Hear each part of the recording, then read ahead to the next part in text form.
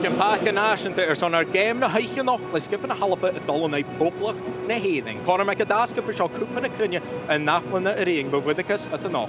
Wyddi col o ddeing na ha, fi o sio, heid BBC Alapa. Hallo Garsjen, agus boucher goar game na heichio noch, agus aper game a hakan go even noch skipin a halpa y dolon ei poblach na heiding. A daska per sio a gamas gyda cwpan na crynja ring yn nafl na han na solis y dawse in Mochulov a show as well ha Hayley Lauder them have. Hayley, thank you very much for joining us here on BBC Alpha. The light show is going on above us. Just the atmosphere is building in here tonight. Yeah, I feel like we fell into a rave here. It's brilliant. I mean, it's a huge opportunity tonight for Scotland to reach their second World Cup in a row. It's a huge occasion. Yeah, it's absolutely massive. I think we got over that hurdle on Thursday, but tonight is huge. And looking then, this is one of 3 playoff finals being played tonight. I mean, we could be here for a wee while explaining all the permutations. However, the main thing for Scotland tonight is that they win. Yeah, that's it. Ultimately, you have to win to be involved in it. I think, for me, it's not the end of the world if we do end up in that 3rd place and having to play yet another playoff. Portugal won each there against Iceland, Switzerland 1-1 against Wales 2, but for Scotland, what do you think? What did you make of that Austria performance the other night? Yeah, it was a little bit stuffy. I think both teams were a little guilty of lacking that final pass, that cutting edge. But certainly the one moment of quality we had was that ball in from Erin Cuthbert and the finish from Abby. I mean, you mentioned the goal there from Abby. We can see it going in. She was the difference the other night, wasn't she? She was, for me. She came on, she changed the game. She held the ball up for us, she took the pressure off us, and yeah, she's put us in this position tonight. That was Thursday night. Tonight, Ireland, the opponents. What do you think? What sort of challenge will they pose to Scotland tonight? Yeah, it's going to be hard tonight. They'll be extremely competitive. They'll sit with the back 5, but the 2 holding midfielders, it's going to be very hard to break down, and certainly they're very strong on set plays. And they come into this game off the back of a really impressive qualifying campaign. We're seeing now the Finland goal there. That goal basically confirmed their runners-up spot. I mean, there'll be Vida Pau as well coming up here, former Scotland manager. She could knock out Anna Signol, one of her successes, and another tonight. Yeah, they're going to be extremely competitive. I think their qualifying campaign was very impressive, and tonight they'll certainly fancy their chances coming here. You qualified with Scotland for the first World Cup back in 2019. What would it mean for the players? Some of them could do it again here tonight. What would it mean for them? It's absolutely huge on a personal level. Playing for your country is the pinnacle for me. But on a wider level, I think the impact, the reach, we maybe didn't see the impact we wanted after the 2019 World Cup, maybe due to COVID, but yeah, tonight is absolutely massive. Scotland obviously played 120 minutes on Thursday. Ireland didn't play at all. Do you think it could be a bonus for Scotland, the fact they got that lift and it was an extra time winner? Yeah, I think so. I think they've had plenty of time to recover. Obviously you wouldn't want it to go to extra time, but they've now had that experience. They now know how to play a one-off playoff match, and yeah, I think it'll stand them in good stead tonight. Thank you so much, Hayley. The light show is still going on behind us here. We'll hear more from Hayley, of course, throughout the game in commentary. And if you're wanting to follow the game with full English commentary, you can by pressing the red button. And Al Lamont and Leanne Crichton will be waiting for you there. Ac y dras a syngdola chloengen fo gach manager. Pedro Martinez losa ag skip yn a halpa, agus Kuchel, Vida Pau, ag skip yn a heading. Pedro, how are you and the players feeling ahead of tonight's game? Well, very excited, very motivated. We can't wait to start the game, and it's been too long just waiting the last days and since the morning to start kick-off and to compete against Ireland. One change to your starting 11, Fiona Brown coming in. What was the thoughts behind that? Oh, every player is ready, and we have a squad of 25 players in this camp where they are all healthy, they are all fit and ready to play.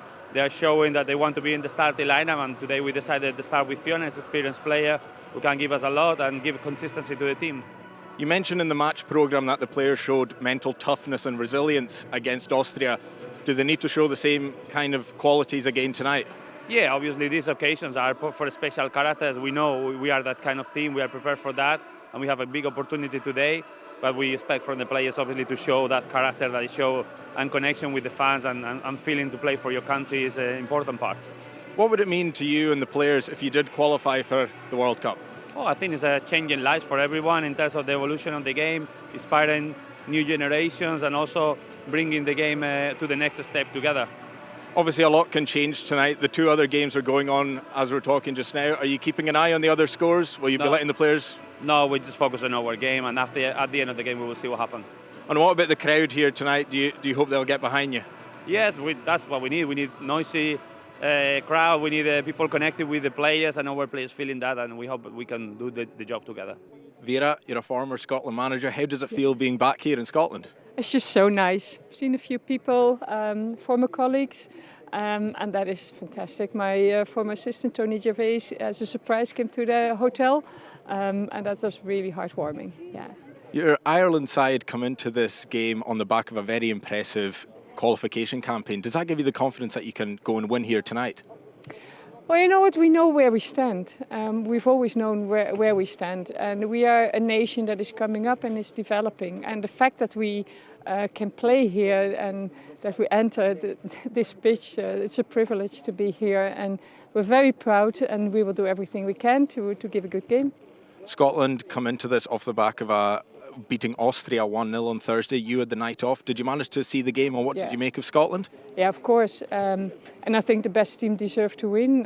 They were by far the better team, and that is no news. Everybody has seen that. Congratulations to them. And we will see what we can do.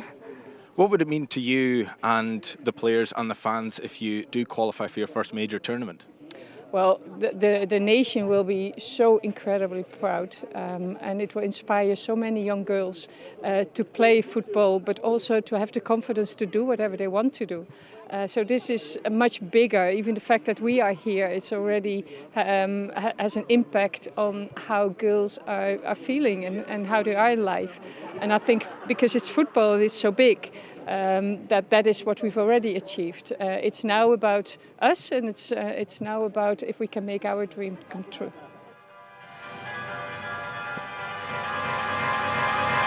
Well, a char sin beachcan na managerin agus ha sin chabór déisial a seo ag Hamden.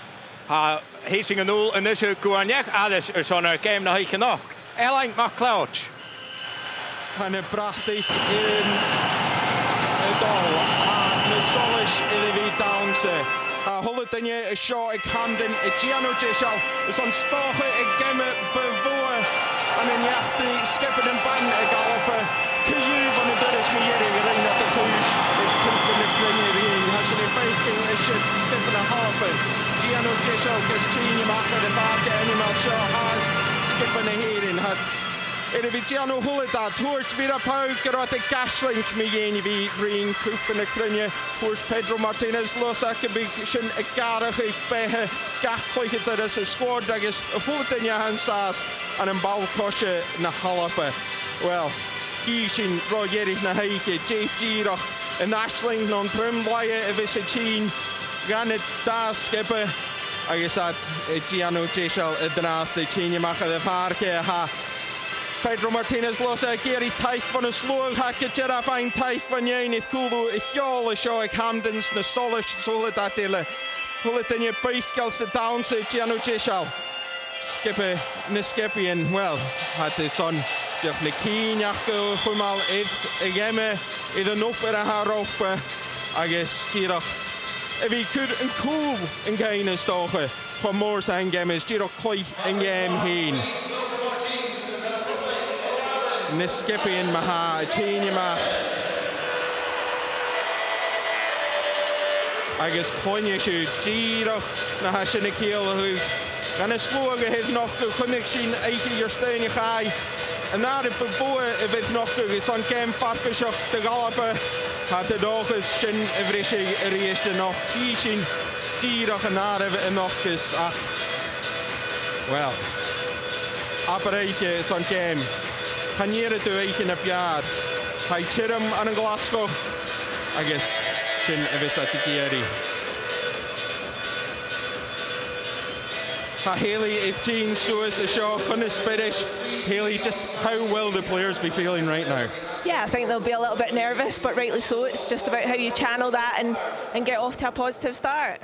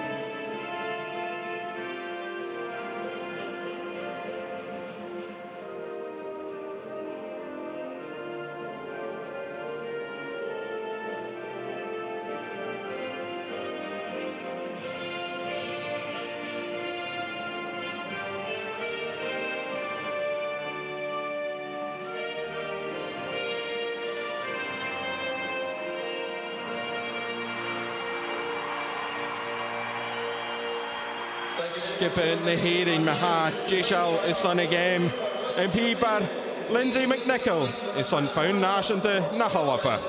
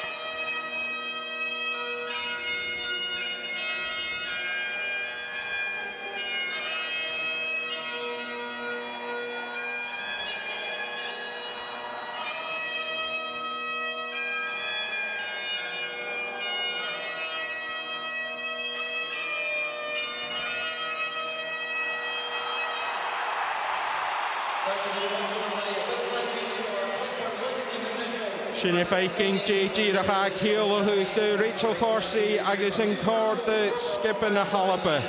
Gemme Hamor Sigere du. The Skippy and Rachel Corsi captain the Hallapa Uerilla Edu Ikuku Rich Lee Gibson it on the push Mada Savish Evans Howard Corsi is Doherty is Elena Cool. We're Cuthbert's Care Savian Maravai here's then and then Arahu Fiona Brown is Jackal Selena A Cody Martha Thomas is Claire Emsley. Either Vaingate well Banagashka Mahikidea Abby Harrison Kev Kujok is Ledge Lana Cleland a big like Corum Natal the Yering, well, Gillior gonna heat squad Achkison Stoker in Gorsto who adds an $1 Coigner Ekakul, Finn Fahy, Quinn, Caldwell is Kindball as Elena Coolation, O'Gorman Ag O'Sullivan's McCabe as Elena Vienna Farke, Agus Kated, Heather Payne le Olaf Naturline no. In the Vengate Gillior eviction Stoker Yolof and SWPL Ked Kujok. Hanella did cow as a hoik gejera Hanella did cow as the Shia Gemen in Migiriachke.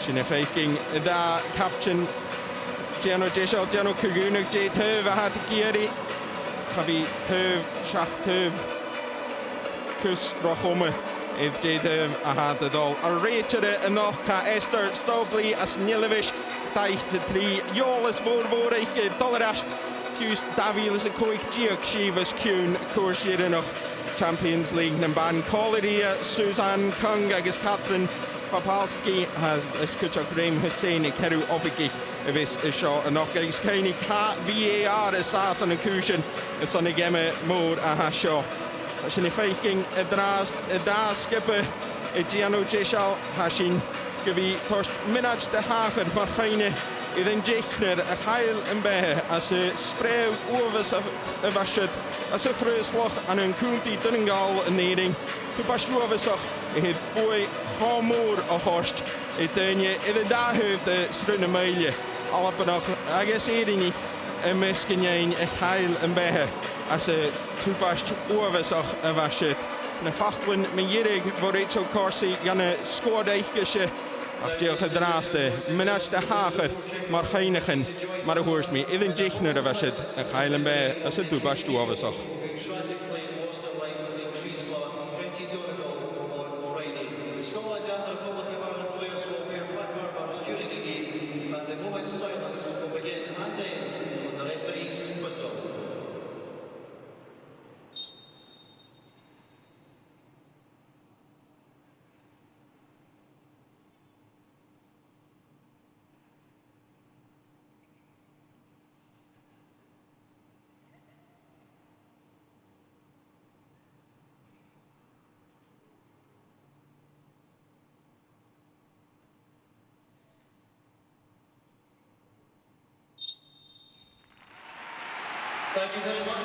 Brachtoch cwnti dyn nhw'n gael rhywun y sio, sa fe sgil gilior as yn gwndi a sy'n y cwy.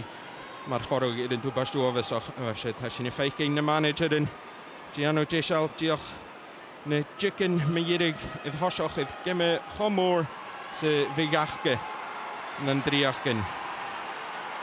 Haley, minutes, seconds to go. Just how will both sides be feeling and who are you backing tonight? Yeah, I think both teams will probably just want this game to start now. You've done all the talking, you've done all the preparation for it, but yeah, I'm certainly back in Scotland. I think Ireland will pose a different threat to Austria. They'll sit in, they'll be very compact, hard to beat, and extremely dangerous on set plays, but yeah, we certainly have the players out there tonight to go and take this to Ireland and win it. Martha Thomas Maha, Giano Jesial is in game chud godol. Fiú Eve Esther Stowbley or Rachel agus Hashin godol. And ball arash good Cuthbert agus it skill agamach. Rash go Rachel Corsi ishe Savat Lorok played Emsley ach. Kaje yech the ball Horshias. Is a face could be da Huv Katniervach if Hoshach with game Hochomol.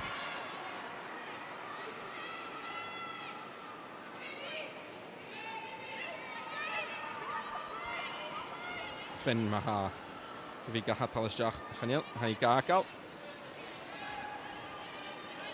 hai gagal gu kain bal gyfi gahatal jach gyma fata fi sio ching is jach yn y vokse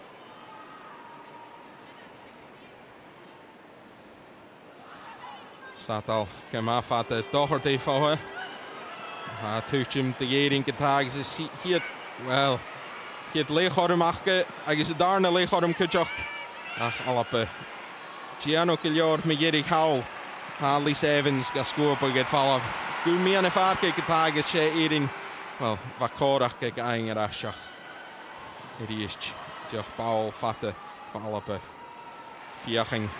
Gan oolach sy fi ora as a line of hwyl. We saw straight away that throw-in came. You were motioning to me it was going to be a long throw-in, and that will be a challenge for Scotland. Yeah, it is, because no matter how good Scotland are in possession, there will be times where Ireland have throw-ins, and yeah, I've not seen anything like that in the women's game. Hysyn y ffeiching trich chod dyrf sy hae y sior sy satalas jach. Hysyd ein i'r falaf chachoedd yr ialachif o tar breposian a syrfrib as yn ysgire. Han bal y ching e gaster et y ialachif is diolch le doi et y ialachif sy'n na oolach voorhuis de lijne hul na halpe ach biatydd ober y yw'n sy sy'n i giano. Ma fys acyn ym ein gyda bifysig Pedro Martinez los a skipper coach in halpe. Cuthbert gyda cael y bal yn mi yn y ffarc agos fo aster y sydd fo Heather Payne. Gyda oolach sy'n bi idd Lee Gibson ach. Na sy'n era bi oolach o'r gyda choffyrus dy digeirin yn bal lain.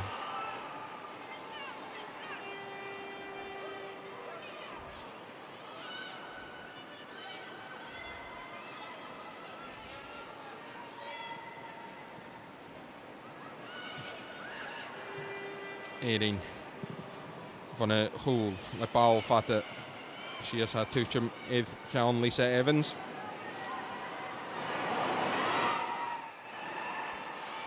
Ei se alaba haffaing satal ysjach Evans of his gagal.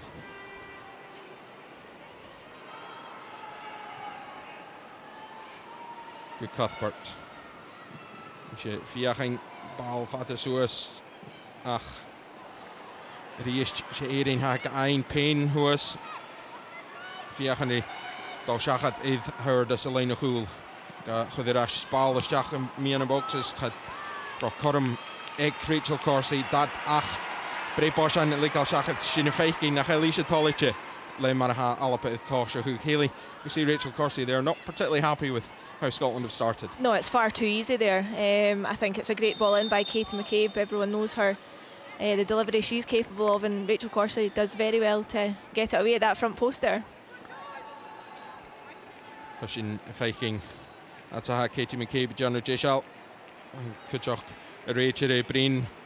Rysyn iawn i ha ffasgedd, Lee Gibson i'r lein eich.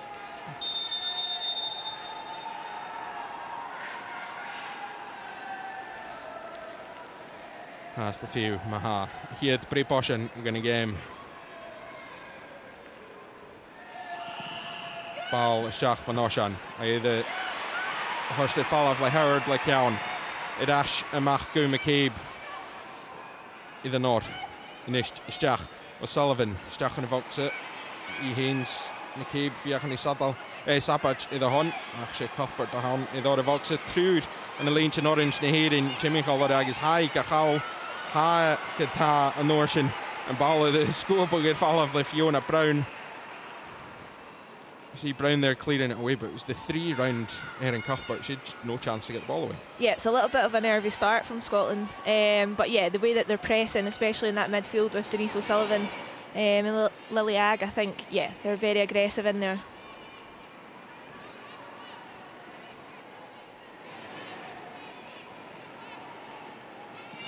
Cuthbert erased for Olaf, Dollar go Howard. We see a ball fatten Suez. Is a tuition to Fiona Brown, Martha Thomas Fiach and the Ainach. Erin Dal Rashkana Chigley, Courtney Brown. Sorry, Courtney Brosnan Kamalishgal.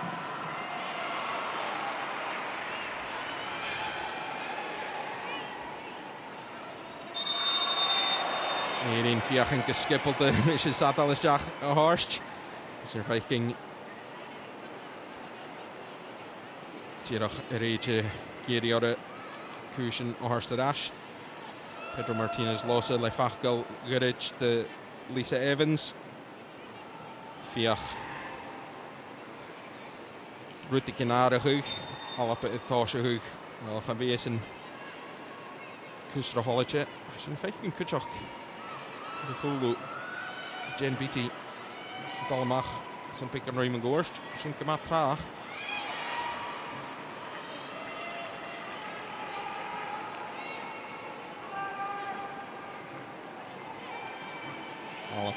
Maha Rash go Howard.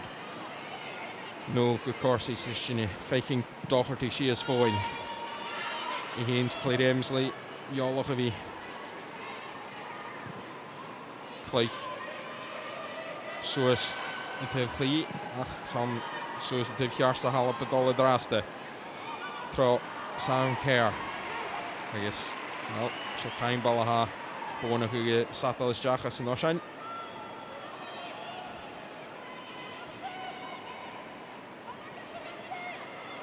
Alappe Fiach en Erin Jumal as an Oshan and Yalappe Mora Nuno with Shachat Idaval Kata. I guess Bishan Nagreg.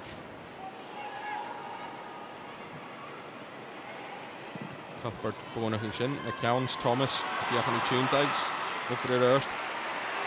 I find Satalis Jack, Haniel Satal Fatashin Gaviek, Alappe.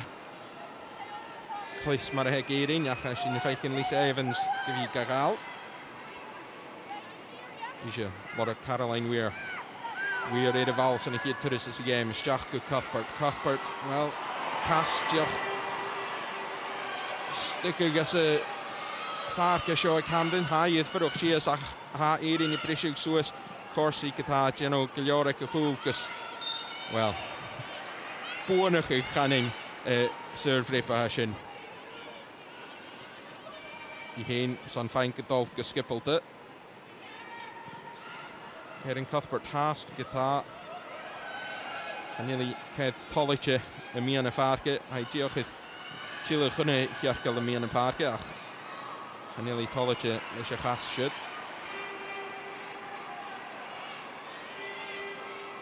Scotland with their first chance to really get the foot on the ball, but then we see Cuthbert just kicking the ground and it's just all a bit nervy. Yeah, it is a bit nervy for me. I think you can see how much of a low block Ireland are retreating back into. For me, you need to be patient. You need to move the ball quickly across the back line and wait for that space to open up.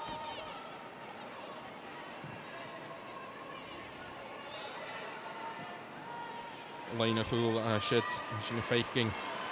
Click it, snock, and shit, there, Scoo Fiona Brown. I guess it a Horst Mach.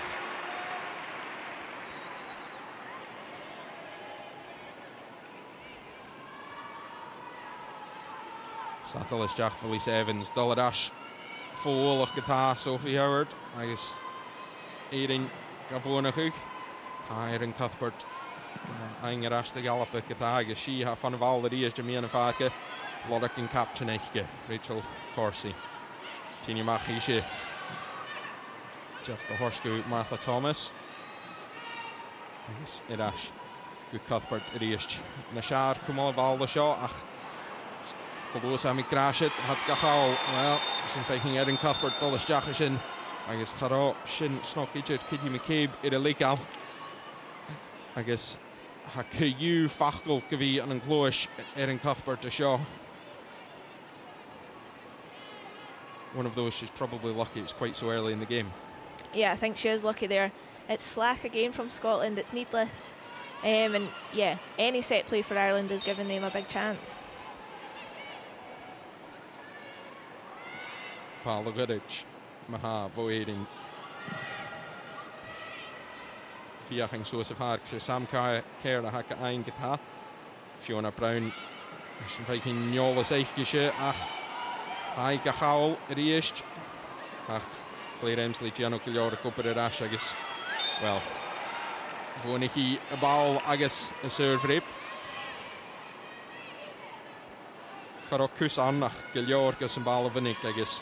Alpe fine getol geskippeld de trouw Nicola Doherty. Howard met de goal eerst with Corsi. Fia Henry Ruttig in a Lodder. Caroline Weir met Casa de Val. Jean Toin. Heen Fia Henry Ruttig in a Groegug. Gejolig Sjors de Rutschen in Janus. Harshin het Viking voor Gloosje Real Madrid. Diolch Galshin het Lentin. For Man City. Alpe Gata Diolch Soch Grugug. Hierin. Cuthbert Tuntag. Fiaching ni heen Rutgen ni Janus. Hai Cooper Suasalina. Lisa Evans a brisig is Jack. Erf Gas Glee is het. Ze passen wel nog. Door dit Lodok het Chiane. Lenje waarom naar Halpe. Ha Alpe in de Gummel. As a late again Gata. Weir Inisht. Suasalina. Hai Lodok Brown. Rashke Weir. Cuthbert stay. Nasash geeft me aan een vaarke. Hij is het al mag in het piv. Kjarst Gata. Hagus Lisa Evans. Hij gaat Gachal de Riest. Misschien is Sjors eruit. Dus gedrukt dagetje. Manager. Agus lukt tijd naar Halpe. Haatsen het heen. Via gaan in Bros nog goed. Bal is Kunjal van Corsi. Gata. Lodok Brown is Jack. De Caroline weer. Rashke Brown is Jack as de box. Martha Thomas. Agus hij boel. Een match in Tarsing. Ha Gata. Kars Bruje. Het al. De Fahi. Agus. Pre finish. De Galpe. Gaan je leren tolletje mee een. Ach. Lysine ra. Gaan hij er tosoch een piar te Galpe. Gaan bouwen Caroline weer as de box. Hij is het Jeff in je askere. Pre finish aan. Maar hij kiest je bij aan VAR. De dolle saas is een groot. Ach. Zijn 15 bal. Jack voor Brown. Hij is haar boel. Lave as de box. Hij is Kjarst. Every finish of her shachat. Alpe. En hij er toshach de piar. Het game Homoor. Caroline Weir. De oorlog is skippen. Hij is een sloeg. Hij is een duwi. Orde. Wat dus aan slachten mag.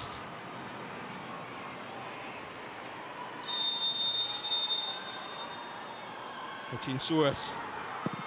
Agus er is Savalug. Savalug Scaniel voor Courtney Brosnan. Wanis a glein húl na héirin díoch déis in a cíalachu. Corum Scaniel. A Galpe. A tosoch a game. Pro Caroline Weir. Savalug Scaniel Kujoch. Probably a good height to save. Yeah, I think so. It's not our best, albeit a good save.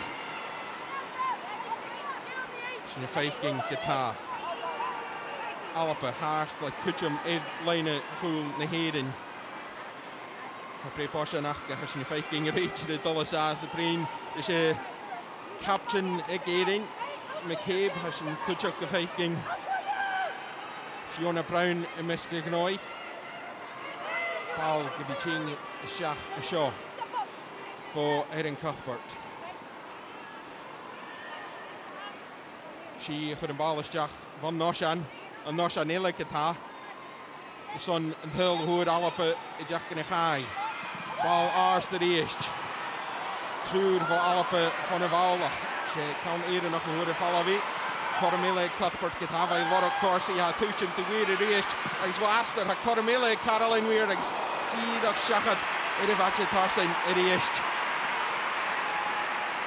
Couple of great chances for Scotland in the last couple of minutes. Yeah, that penalty is so disappointing. I think an early goal in a game like this, it gives you a lift, it gives you something to hold on to. Ireland would have to come out. Yeah, Caroline will be very disappointed, but the passage of play leading up to winning the penalty was very good. It was composed, and we got in behind them, so hopefully we can keep the momentum up and stay on top. And we see that momentum's lifted the crowd here at Hampden as well. Yeah, definitely. It's a good crowd yet again. The atmosphere is good, and we'll certainly need them tonight. Viking Thomas Gain Swiss Saloon High Gataga Hoshachat. I guess she pain of Fonval, Hain, I guess Sullivan, Hal Arst, Shachat, Kuch on the line of Pool, which is fighting Prachtal is straight to the Swiss. Shin Stad Erik Genoy, Shin Viking. Ní fahi van hoe de garst je was shit. Si shachat every sir every finish gamalishkal. Wav miske nou ik wie gehavelug. Corsi. Bij fiach en clearance de lorok Russian fuse fast got it. Bal Chile Arst. Gu Rachel Corsi.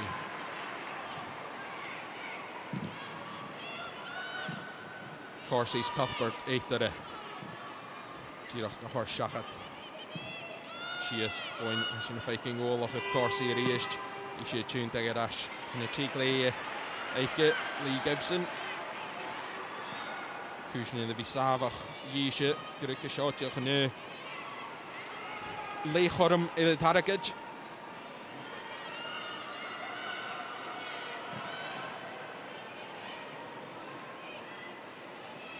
Alle pitjoch Galen en Sochke. Ja, ben je leutig mijn goorst. Zoals er je hakke Paul Art. Viach met al schachert in de line hulk Martha Thomas. Had je nog Chile orde reis tegen zijn Viking Sullivan.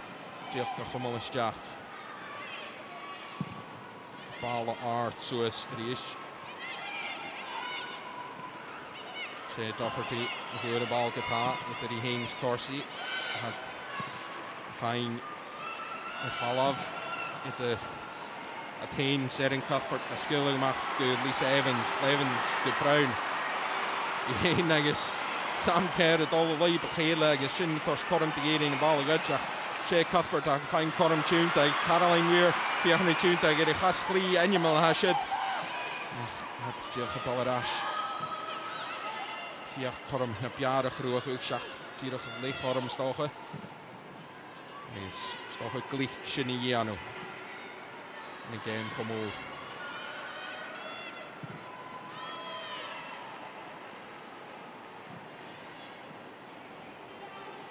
Porsche ik een goede eerste is Sam Kerr. Lorok Martha Thomas high. Lorok Martha Thomas is een Thomas het al is hij is je Kerry. Brave finish hele te galopen. Gaan je liefst tolletje mee een. Kieshin na Jalavan agus ha VAR is as in de roich maar hoors me. Ik kan hier eens een keer gaan je laat roich egal. Might be slightly biased, Haley, but what would you give? Yeah, it's hard to tell from that angle, but I think Martha definitely gets herself in between the goalkeeper and the ball.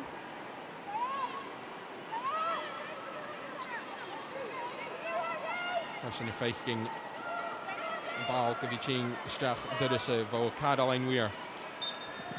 Golch yn y ffwst Farifel Browns Corsi. Bal y Ching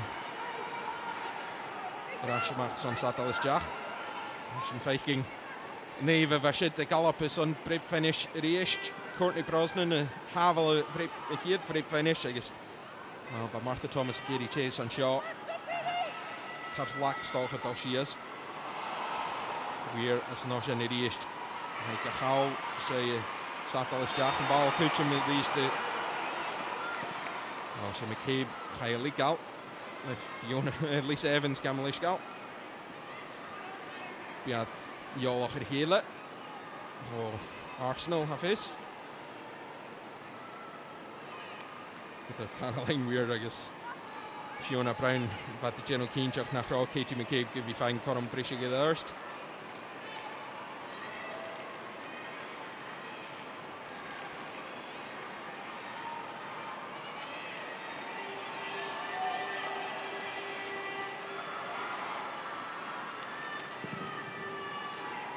Bal Art Suez. She Cuthbert of van Val, I guess. Well, Katori, Leach Jaunid. Shin. Illegal en Cormse, ik vind Brisha gedurst heen. Dorst is Jach en de Volkse ha Ering Geno. Vagus, well, Gemash Shaw Nassen Devil Caroline Weir.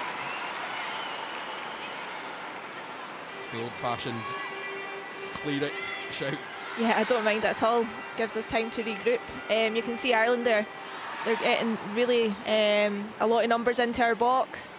And yeah, here we go with this throw again. Satal Stachila has in 15 grey. Een upper vis Claire Emsley. She's with Bialo. Satal Atra Hashin Bo Megan Heimbal. Je heen sturig. Skipper ik ze vokse. Torst. Stop het Jake Slat de Roy. Je junt zich in I guess bal vria houn. Hoppe lekker licht tuchtje met ze vokse.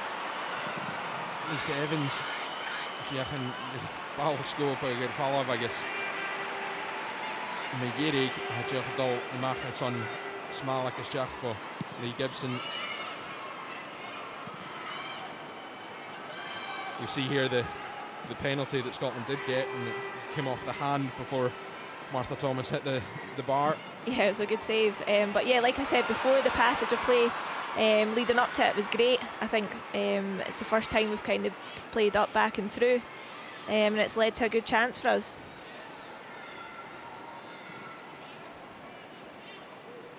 Bal op het Brisig zoals het haar gaat door het vast in.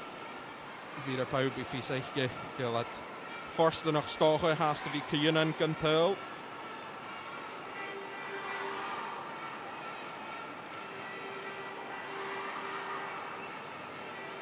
She first dan is Lloyd Begroy gehad aan een game van more.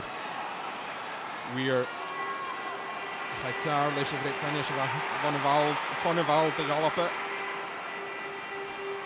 Dan ga je aankalte Lisa Evans.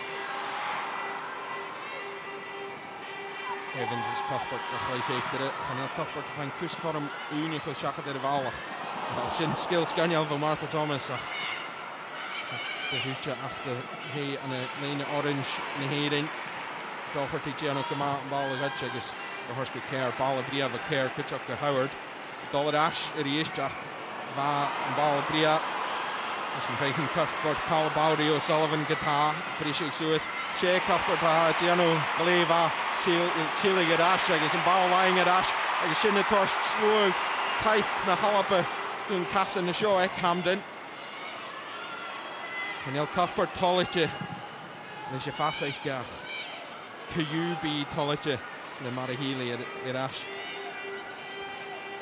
Caught in possession there, Erin Cuthbert, but she did well to work back. Yeah, what a battle that's going to be between Erin Cuthbert and Denise O'Sullivan. I've played with both of them. They're both aggressive. They play on the front foot, and yeah, they're both technically fantastic players for their teams. And neither are going to pull out of a 50-50. No, absolutely not.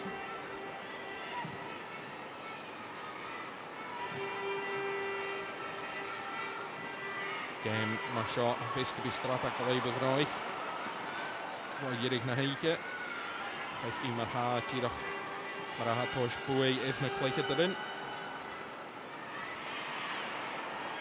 Sam Kerr, Jenna Marsh en ballijn. De horst de Brown. Lodok ballen schach in de boksen. Downse, I guess, een bal. Bria is schach. Bij Lodok, Martha Thomas en Sevilla. Haat allemaal de Janelle Claire Emsley. Emsley kan aankal. Doherty's on Satalis Jack. Another nice cross from Fiona Brown. Yeah, it is. I think that's why Fee's starting tonight, our ability to go 1v1. I'd maybe like to see us get a few more numbers into the box, but yeah, it's positive again from Scotland. Doherty go Emsley Maha. Emsley fiachan I tuned like Dollar Ash gonna chase a line of fool. Tain General Hamakli Le Hele. Hafni Gemini Mirik the Galapa I shed Doherty have fine Lorrick Howard. Had the Lorrick Cuthbert Fat Lahunia and me and a Farka. Durissa Cuthbert Doc Emsley Emsley General Kamal Humalis Jack. Game we got the Dollar Ash Irish and Hapchin.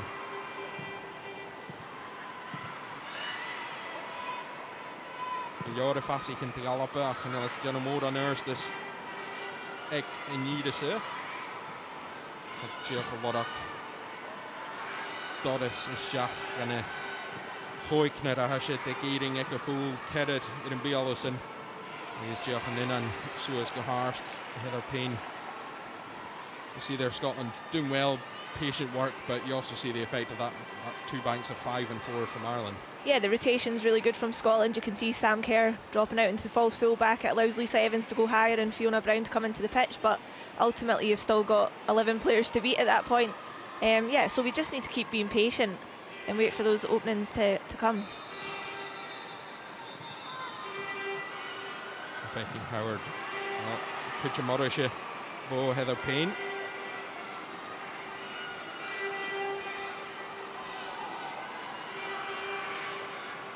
Yes, Jack Chain, the Satal, Jack Rees de Galapa. Lisa Evans, the Torch, Nunya Kaheen. This Senegal.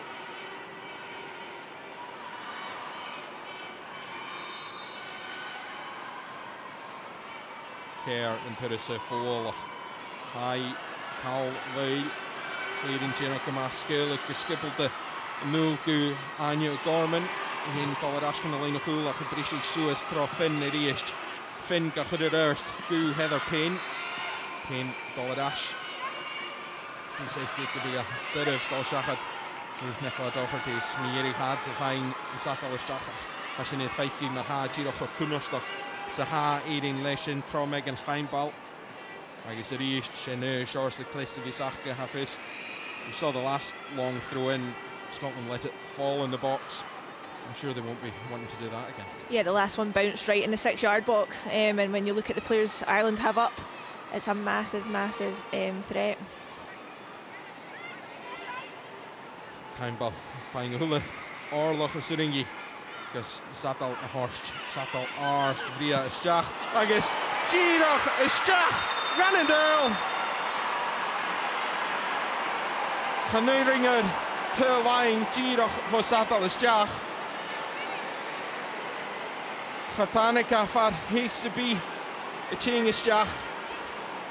Smashin, Hashin Girach in our fakal le. Lee Gibson. First Ismail Kamach. In a hatal Stach, Hofate. A Hotanya Gaakal. Haneelsum Rock Gibson, Ikiri Shinakal, Castel Stach and a Dul. Scotland will claim they knew the rules and that was all fine, but it was a very heart and mouth moment. Yeah, you can see Lee Gibson there gesturing, it's fine, it's fine. But yeah, that's the third throw to come right into that 6-yard box now, and Ireland will be devastated that nobody's got a touch on that. Kunnerstach Gariru. Alapa Athene if you have Kunners Gruach Durissa. Sam Kerr hidden. Or Ganefarke. Cuthbert Fuolach. Manahayevi. Asne. Well, Chavor Lehed. All Shachat to show Camden. Nelly Jik Ein. Bala Arst Vria Suesko Brown. Brown ga Ein as a boxe. Turisse Chanel Chase a beat. Quality as a boxe to Galapa. Evans ga Ein Gata Corum Ille and Bala for this Jack I guess. Hajach Scope get follow. Ach she count Eden noch a bit of all. Corsi brisí go dúirtí héin agus tá sin ar féich gin Quinn deach go chud amach at son satalisteach ag Nicola Doherty. Darna lei suas lei na héirin Doherty fiach gin. Dí ruta gin na chrúach chu ha lot of Caroline Weir fiach na túnta a chiimigi a golarás go Doherty. Inter Cuthbert chiimigi a golarás an orsin go Corsi's Howard ag a chúla í ist.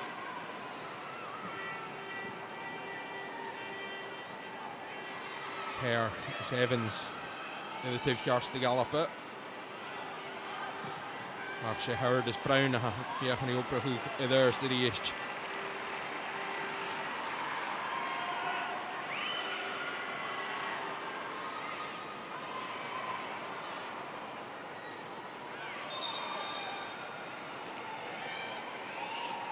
Evans Sam Kermaha. Wel, kan ik zien je reetje de toetje met shit. Hij kerst geliaard. In Cuthbert Calacassin naar Perhaie. Ik is een reetje geliaard draasdag zoals ik kan nille. She Heather Payne ha brisje gestjach. Wel bij je or de vokse galoppen. Ach Rijn Rachel Corsi geliaard. Chile gerash. Ik is staat de goed orde. Ballen hoog voor Howard. Go Evans getages. Wel. Skill geliaard is de vokse voor Howard. Ik is. Een Noortje en ballen dolle mag verkassen nog. Certainly calm head from Sophie Howard in the box there. Yeah, she was very cool there. I think you can see initially though when Caroline Weir's got the ball there, there's 3 players around her pressing her, and then Heather Payne for Ireland, the striker up front. I think she'll run all day for you, and it puts Scotland under a bit of pressure. But yeah, Sophie, for me, she's a real leader in this team now. And I think her performances have shown that in the recent qualifiers. Sophie Howard come on late, Jen Beatty amach as the skipper, agus sinna shelting Giro Chomor sa haie de vi, the skipper na halappe, sa Núña Magiri. Sure sa Yola sa heiche.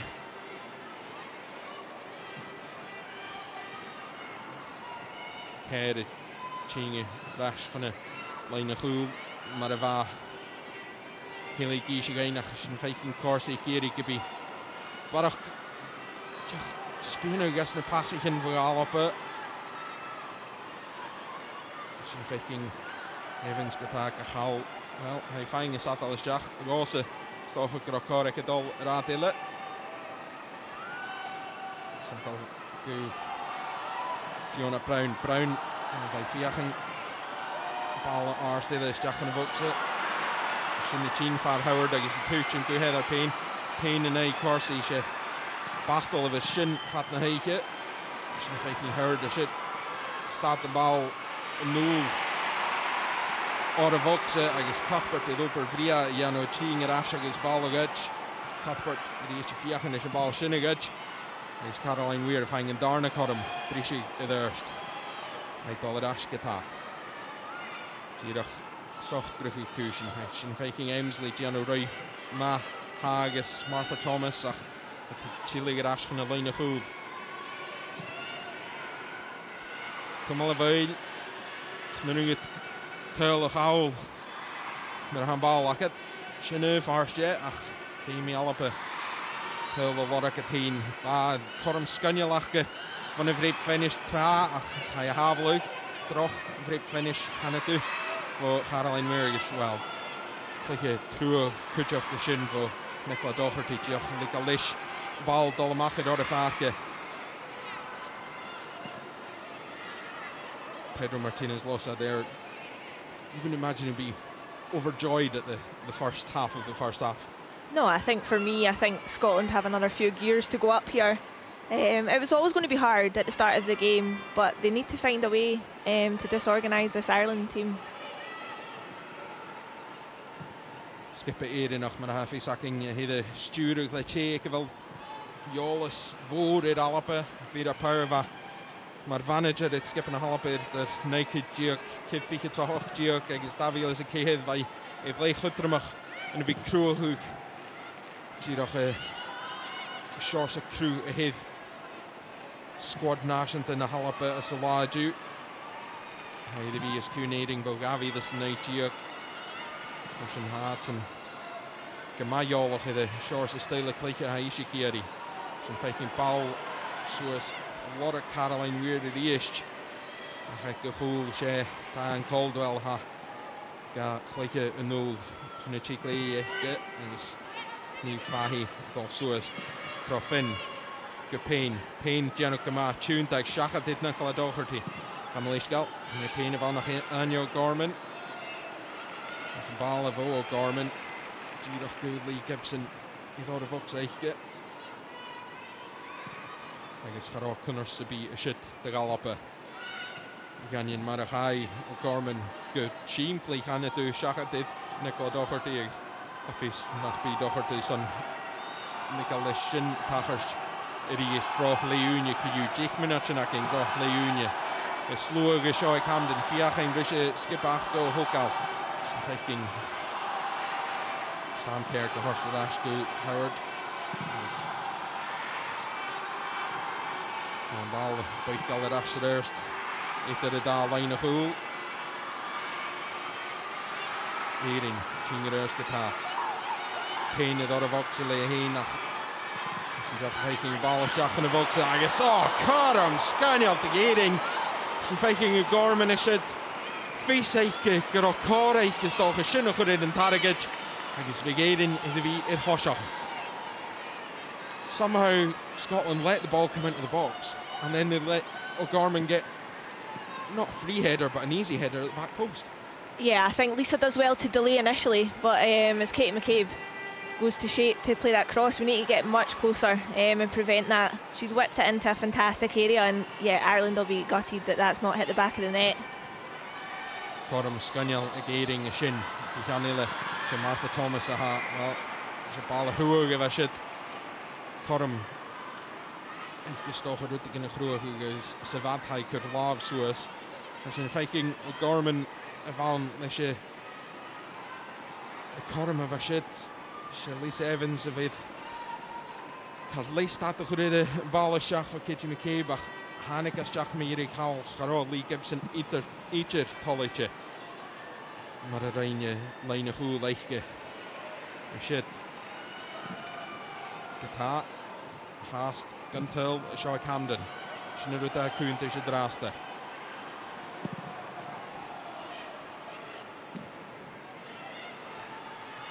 Ball Joch Rashterst.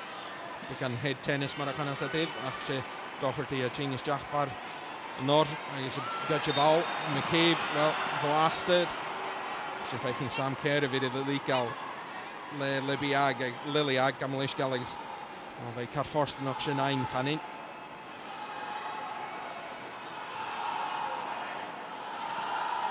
Sam Kerr wins the free kick there.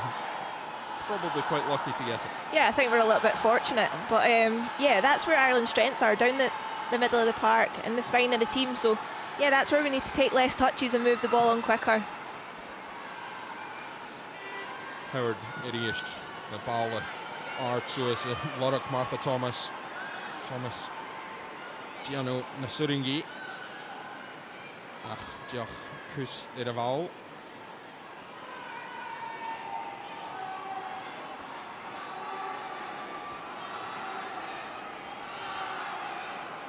Courtney Brosnan, Giano.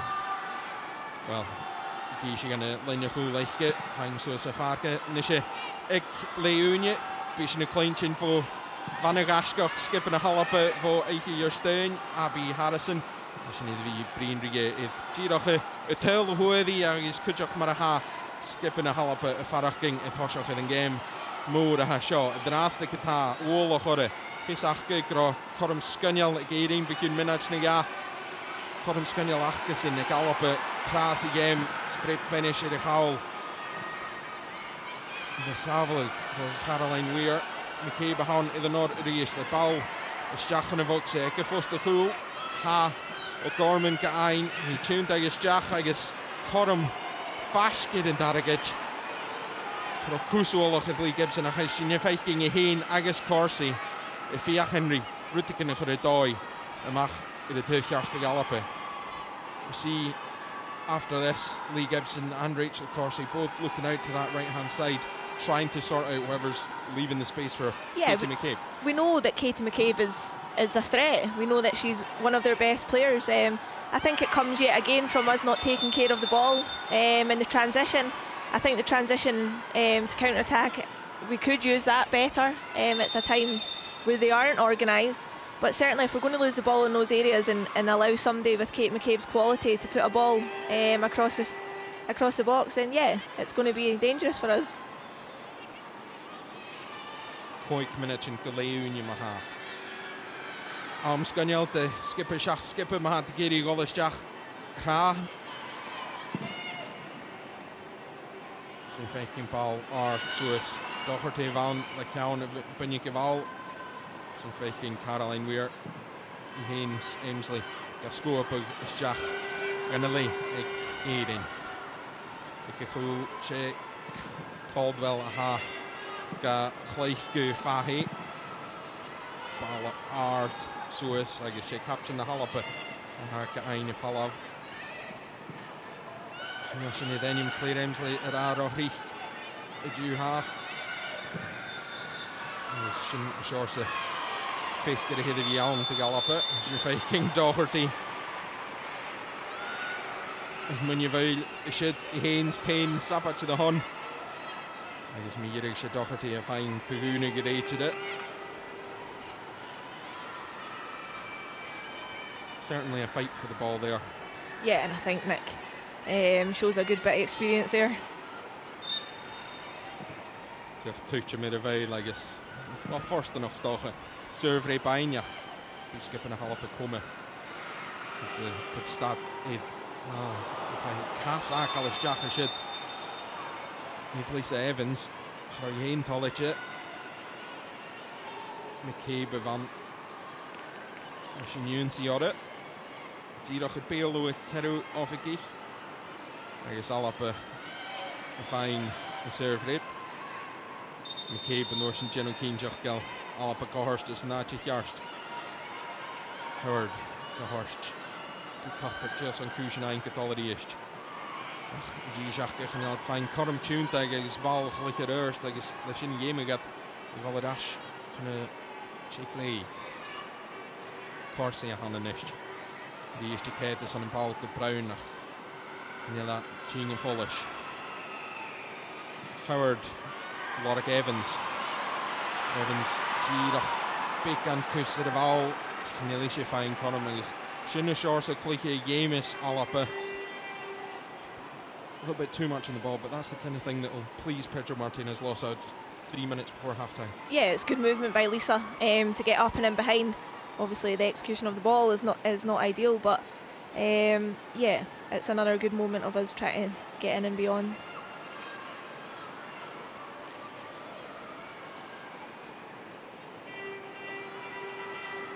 Courtney Brosnan thirst pick an unje.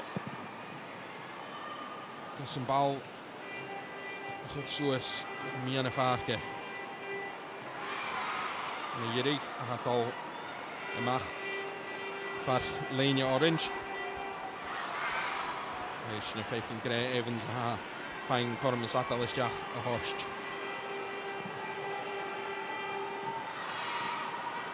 Kuchum voted Sophie Howard is in a goes high Calamach go Heather Payne go for the first go McCabe Jack Gal Jick just like out lesh McClay hit the night get fine is Jack on the Volkswagen Claire Emsley Jen Oper Scannell Tilly Rashing his ball the score by get fall off. Zijn faking Cormele geta gering een bal voor de Stach en Volkswagen is gaming Sophie Howard if you should get some ball voor de Stach de Volkswagen is Emsley reist je haar Rasha Selena Cool 400 score per get fall off. So zijn 5 game nee fahi legal lees een bal dollar mag connection met haar Giro voor Kunnerstock sa haar de Satal is Stach voor geen bal. En is je ate reist je give you is Stach en Volkswagen. We'll see Haley if this one ends up in the net.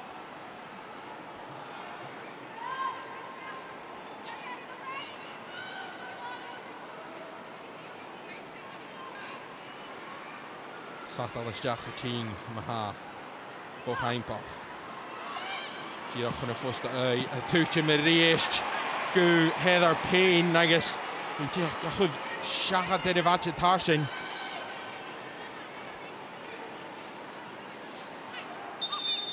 Those throw-ins causing absolute mayhem in the box for Scotland. Yeah, it's another massive chance there. She just snatches at the final shot.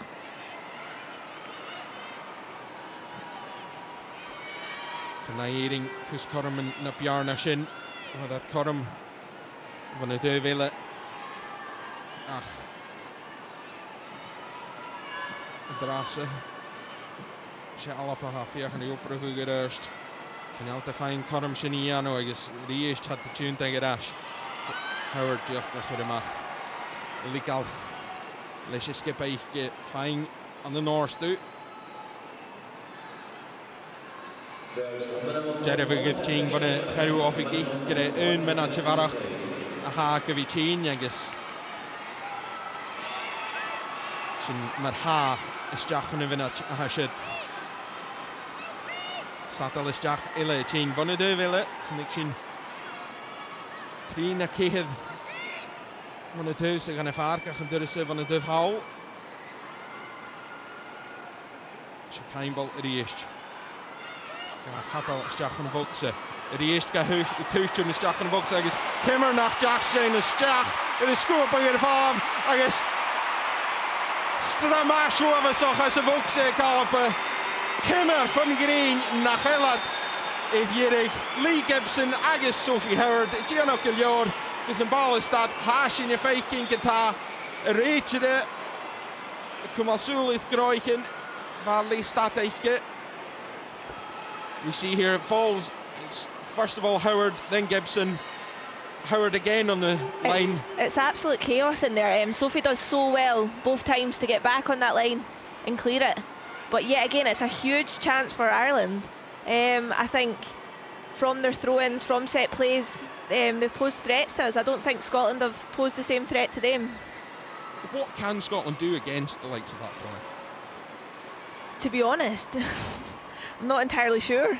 Stop giving away throw-ins, but I think, yeah, they are being competitive in the box. They are going to try and win it. I just don't think we're being overly convincing.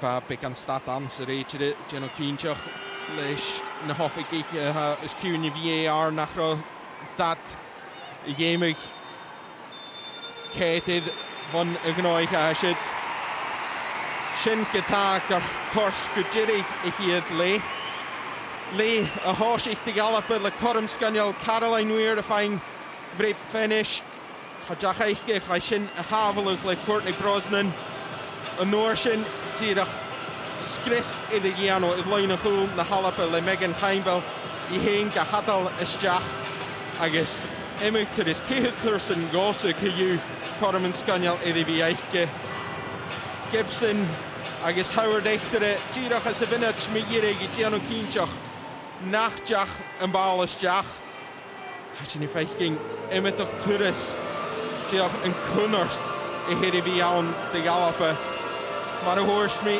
Horsie Cushion Kama Lish a Corum a Galape Balisteach voor Bruine van Martha Thomas of Afiaching in a Darigage a Hanikchen for Vlav Fwyd Alape a break finish ach Chai a Havelug I guess and ball Dolamach Hashin I Faking is Scris a Rain Jeffer Satal Isteach Chai a Verse Giroch Isteach gan y dwyl, cha dwyd eirin, yr eir yn yr eiltyn, cha dwyd eirin, tyl y sunshine, chynnig sy'n cwtioch bal y fria fan ysdiach fo, mae ceib, chyn y ffost y chwl, far y ro, Anya o Gorman, y ffew, cha dwyd alap cha dwyd eirin gamal eisgal y dyl fan y sin, agos y lwch taich, ag y da hyf, ffeisach gael, tri carstol na hwyrach, y ffew o'r le gach skippe, Fiaching ri Kirsten Jirin och Kupene Krenieri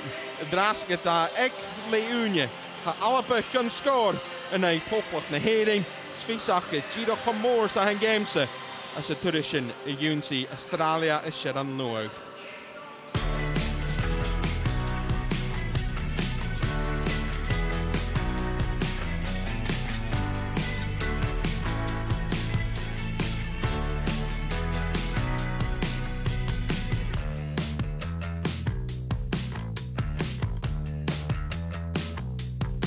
Abby, tell us about the goal the other night and your memories of it. Yeah, a whirlwind to be honest. Speak to me after the game and I was pretty speechless, but I've managed to watch it back. So yeah, Erin's put a great ball in and I've been lucky to get my head on it, and then yeah, we just all went a bit crazy, but we knew the job wasn't done. I think the way sort of we lasted this last 28 minutes was testament to us and how we managed it. And did it mean any more considering you grew up 5 minutes from the stadium?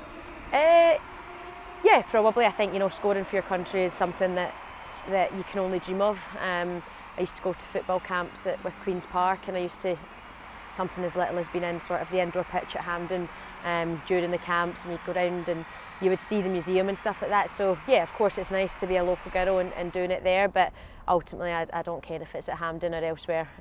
We got the job done and we're looking to do it again.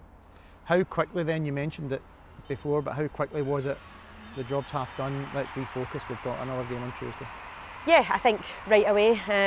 You see some of us going crazy and celebrating, and we've got other players that have the ability to know that we need to stay on the pitch and we need to manage it. And you know, I think we've been in positions before where we've maybe not managed it and seen the game out, and even more recently, you know, we were frustrated conceding late in the Netherlands as well. So we know what we've got in the dressing room, and I've said it before, we've all got a role 1 to 25, and whether you start, you come on, or if you don't feature at all, everybody had a part to play in that. What was your role then the other night? What were your instructions before you went on? And apart from your goal, how pleased were you with the contribution you made? Yeah, no, Pedro just said go and enjoy it, stretch the back line and make a nuisance of yourself. Obviously didn't manage to do it as much in the 90, but we got the goal, and then I think sort of the way the game played out after that is very much to my strengths. Wasting time holding it in the corners, it's, you know, it's the ugly part of the game that you're not really taught to do, but a job had to be done, and I think we did it perfectly, as I say. So yeah, my performance was all right. I did what I had to do, but ultimately I know I can be better again, and I can provide so much more to the team. How much do you enjoy that physical side to the game where you know you're going to take a hit for the role that you're playing? Yeah, I think sort of my stature and how I play, you know, sometimes you need to be able to take them, and I think it's comforting for the defenders knowing that, you know, I'll be able to hold it up and hold it in the corner if need be, and it obviously worked the other night. So it's a part of the game that I've had to work on, I've had to get better at, but I can also get better at it again and you know, use that as a real strength of mine. Do you feel in the last few games that things are starting to click under Pedro? Yeah, I think, you know, we never doubted that. In terms of when he came in and the belief and the plans he put in place, there's been a clear plan from day one, since I've been in anyway, and how we want to play. I think there was no hesitation in buying into that from the players. It obviously just takes time when there's change, but I think we've came so far as a team, as a group.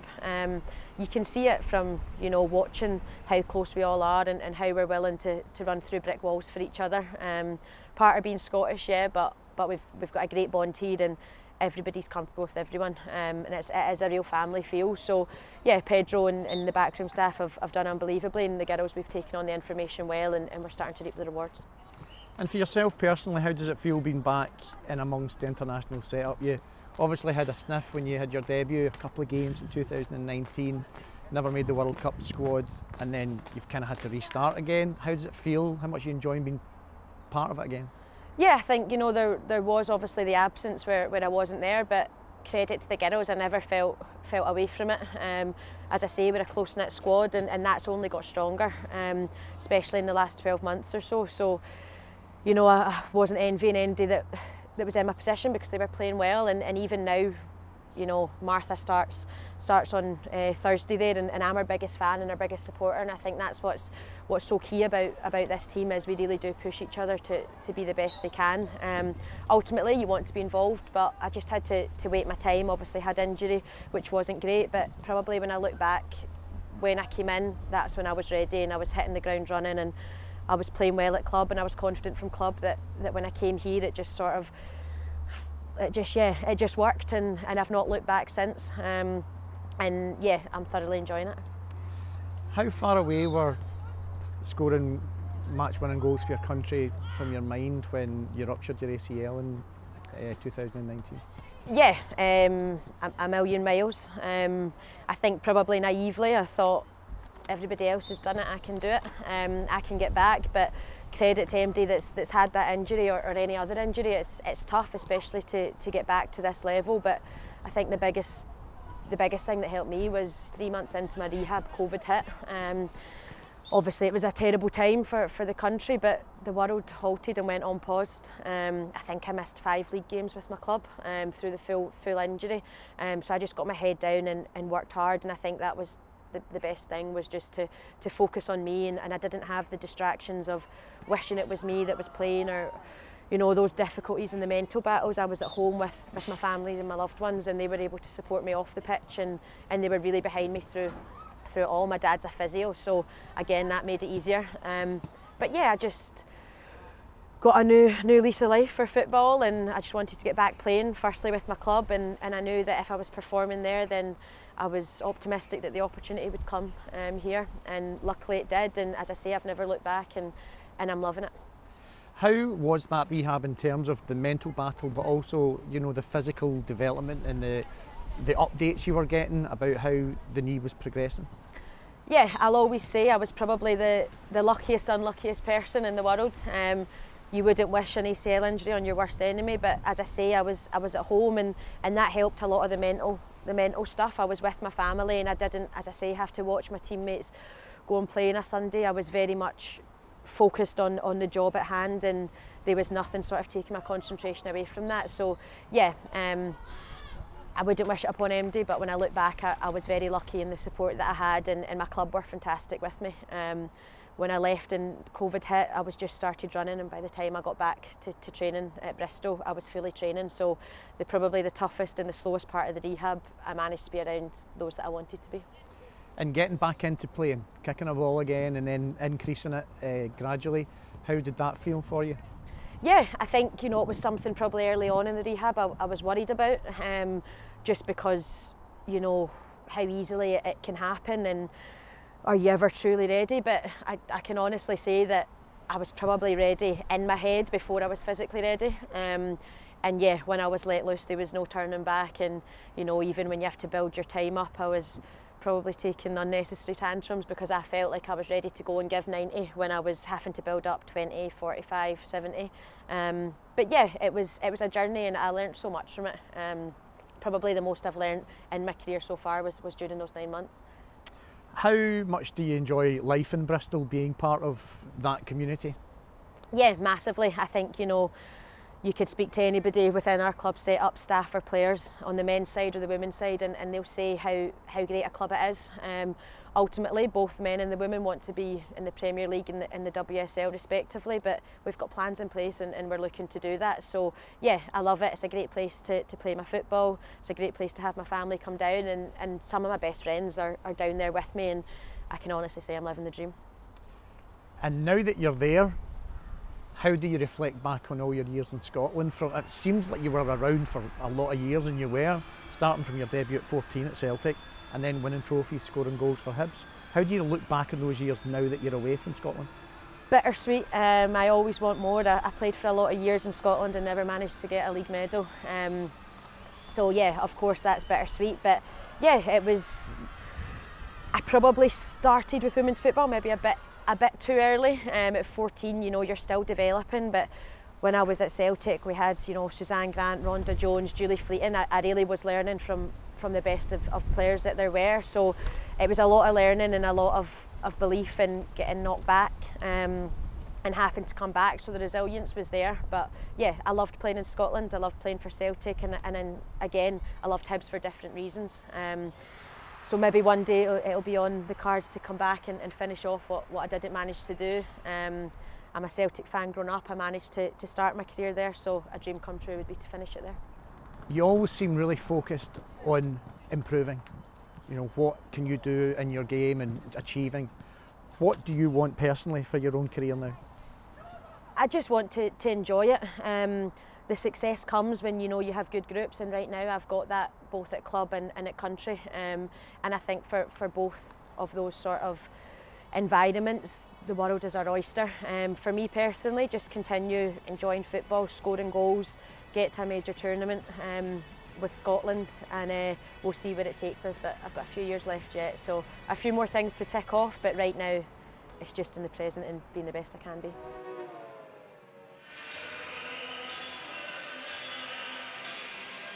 Na selfies eiche hier steun. Wel, luchtteich na hering stochen. Aha, berierietje draaste. Ik hamden has in faking skippen na hering maar ha. Mag in de vaarke. Iatsen begolletje en te lying ik jerry hier lay. Connection and Corum of a shot. You see this scramble in the box from another long throw in, and somehow Scotland managed to keep it out. Yeah, I'm not sure how it's not 1-0 to Ireland at this point. Sophie does well, Lee does well, Sophie does well again, but it's been 3 really good chances from that throw in the first half. Vida Pau is het manager na heren. She this college Minnegnoi. Faking Maraha Kuchen Irgol as na Gemin in Ile. Rhein Portugal a Huge, then is Chile Keith Gehun. En Jelevish a Huge in the Humri a Yakahun. Shinnefakal. Baha Erin je Bona Huanoff, the Loise B, Piatzen, a dollar Earth to you as in with a Hijik Galay. Njo en Nunje Varach, big preppen finish, Kiel Kuchen, Ker Italialetje, a dolphine playoff, Femi Alaput Bona who let 3-2. It's on a goal Girach prayer, Mahat Bona who be at the dolphine playoff. We see Pedro Martinez-Losa and the Scotland team coming out now. They know they need to win. They know if they want to go straight to the World Cup, they need to win by 3 clear goals. Just what will Pedro Martinez-Losa have said? I'm sure they'll just take any win at this point. Yeah, ultimately we need to win. It's looking likely that we'll go down the route of having to go to New Zealand in February. But yeah, I think we've got another few gears in us. We need to move the ball quicker with tempo along the back line. Can we maybe step in at that point instead of playing short passes into the midfield? But yeah, I think we're actually fortunate to be level at the break, to be honest. I think Ireland had the best chances in that first half, and yeah, it's certainly going to be hard to break them down, but we need to find a way. Famer Doyle Lorak, Maha Alapa, it's on a via, Kupene Krunje, Femiad, Hujiano, Idering, and noch Egg Hamden. Fysik Ering, Mahatsen, Giano Huj, Marahoshmi, Gibiatsen, Treya, Kayugan playoff. Shin Mahikshi, Kayu, had Cartainchin and Doi, if he could have died. Nefarvishin, Jerevi has shot. Hashin Jelkafeu, could be run rig, Ekanira, Yarster, Rachel, I guess, Jelk spot the Hoshi, the Drumikin Hoshi, Darnale. Gaan skippen, Shach skippen Idara, who is to be a Yano Ekle Union. She's faking Doherty. Nish de Div Hall, Div Clee, the Gallapa. I guess Maravasi Headley, Corsi's Howard, Gachlich Eichtere. Suescu Emsley. Emsley Gaing, Hadori Kus Kormasi Headley. Shawstalhi Head Kormaikish. That a Yano. I guess. Balletjen for Boun Broike Klikker Jeans Marha Alpe Dollar Asheriist Marahorshmi Chaniel Pedro Martinez-Losa Edada who Sibi Iano Chaniel Navira Pau Marshin Da Skipper Etasha who Darnley Marahoshi Hiatley Evans, she is foin the Tivjars the Galapa. Sanaiche Shevastoche, Heinz Brown, Corman op jaar, Ballige de Stachenvoxe, Shin faking Bala Art Soescu, Emsley Reist, Hein Fjachne Tuntech, Ballange Machas na Cassanaiche Sevoxe, Stachkur and Cuthbert for Aster, Balgen and Foster Hool, Father Vel Fiona Browns. Had je al getuigd voor 10 voor mismensen 10 voor een gas schach voor een vrouw. I guess Giotto shachat to the post. Lovely ball here to the back post and just a stretch for Fiona Brown, but should maybe look to test the keeper from there. Yeah, it's much more positive from Scotland. I think we see their the passing along the back line. We're patient. Corsi steps in, finds that pass, and as it comes back to Erin Cuthbert, it's a fantastic ball in. and just a little ahead of Fiona Brown's run. Sin na searsúid a bhís alpa I géirí sin féiking sin tín far Louise Quinn agus well bha Martha Thomas fiachan ní léim idir sin idir í héins weir had Gianna sin idrast weir túnta agus a fógsa go háirs go Aimsley well ha bhrachtach suas I héin a glachgu it cúlú a léine Gian agus chaneal sin tín go sían de galapa Héiring na cha atá se big well hat good spic an Chaimanin ag go húl snor sin go ácach go Courtney Brosnan I héin a good céim mitar na gaile is a réitere géirí gore an gáil arás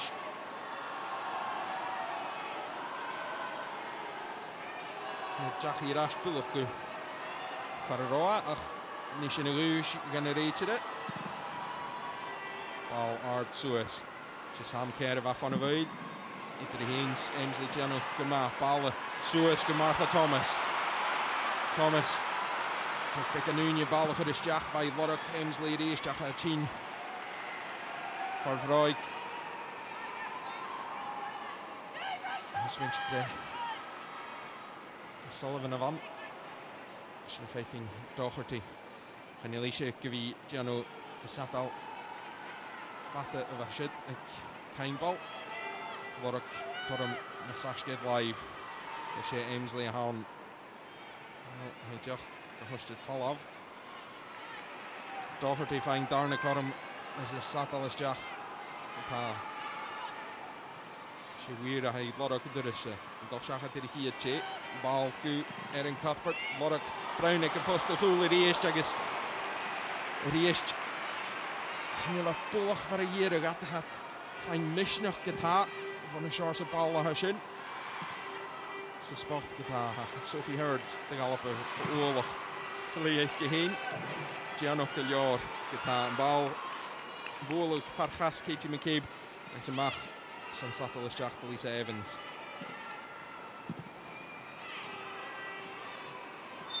Martha Thomas ag clachú go cúlú Lena Gian sin we've seen a couple of balls now from Erin Cuthbert just looking for Fiona Brown at the back post and definitely a change from what we saw in the first half. Yeah, I think the build-up play to it is better. It's allowing the ball to come back to Erin when she's not under pressure and deliver some good balls in. I think it's important that we keep the pressure up in this moment of the game and don't let Ireland come back into it.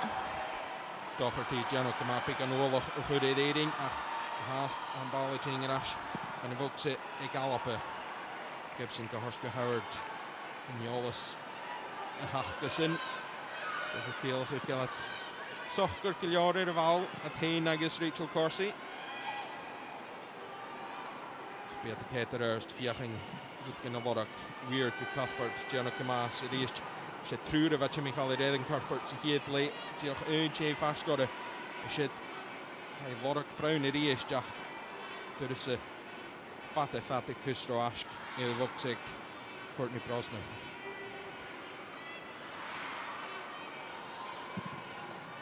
Tirach for Or Vokse, Maha Brosnan, Gianna Kiljor, High, Lorak Liliag, Emiana Fake, Maha Chin Voalape, Gata. Chile Grash, Evans find the Casanekis and Archie Chiara, Gashim McCabe, find ball, Scaler, Gashach and Vokse. Ball of Hrug, Evan. And Shinafakal. Crown Chirach, to Lee Gibson. And ball of Chin. Cuthbert, Gascalig, Suescu. Well, they have Lorak, Claire Emsley, if there is a Riest. Chirach Cuthbert, I guess Jake Lane Hayden. A Clayke ball echter in Drasta.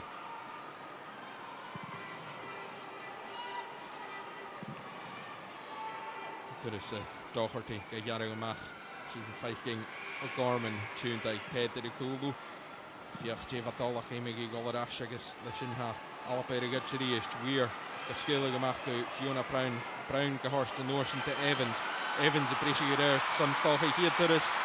Karst Marshall as a game, Stach Inish, Kuna Vokse, Hambala Ching, Kuna Foster Cool, Well, back team Chavor to Martha Thomas.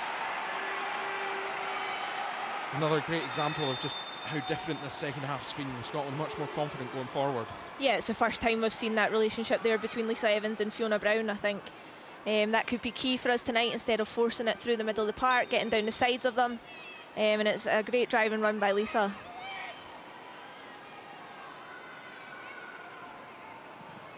Doherty's Cuthbert, Fiachani Tuntag, Cuthbert defying Corum Shiniano.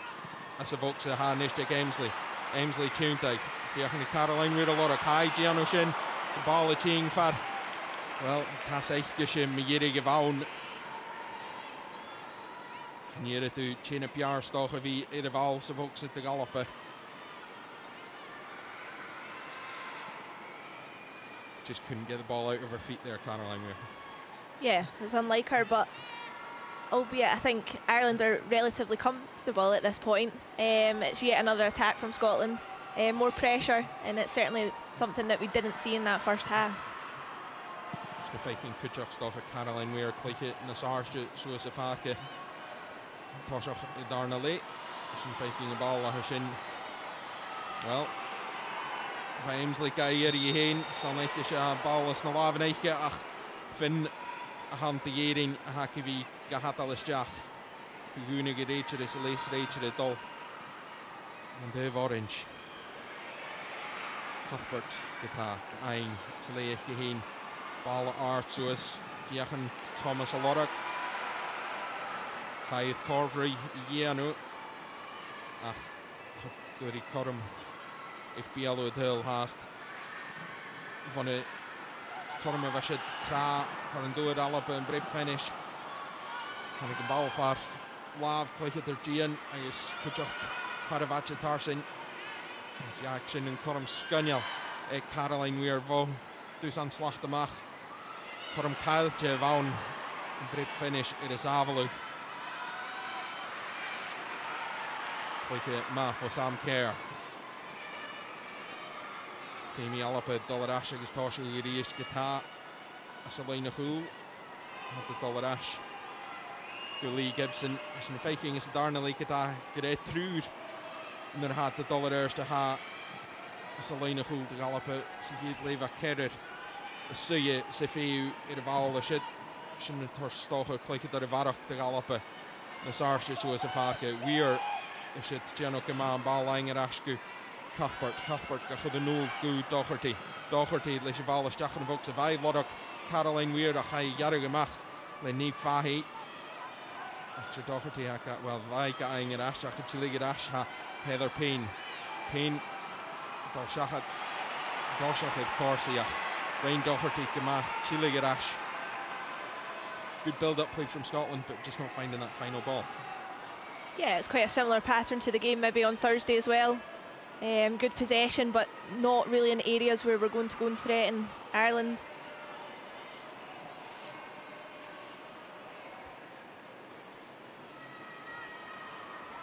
Stocha Viking Maraha, Pedro Martinez Losa, Smunchin, Abby Harrison Dolamach.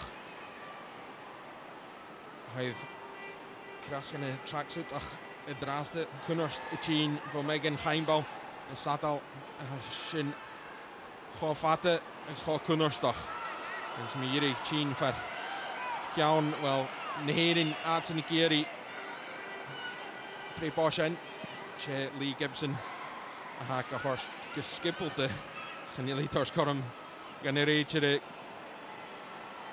Kuguna Gachka Arahu, Collis Ground for Kian Erin Cuthbert, and a Gaval, Shach, Kian Erin Nachach, Alapa, first enough.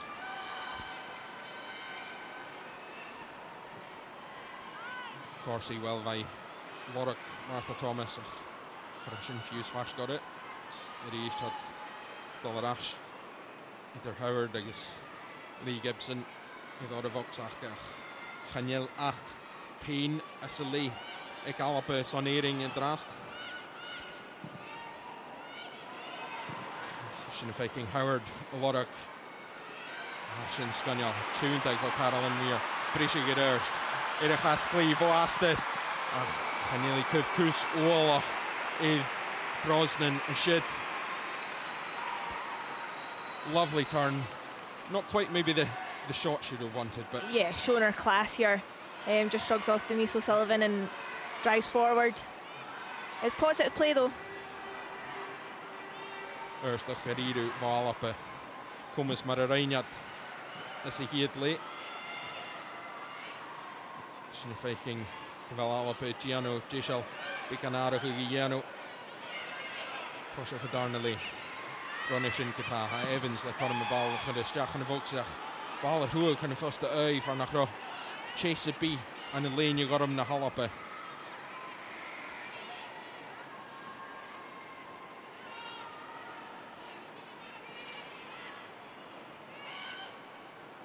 Is diolch Erin y torst yn ywniach geheen.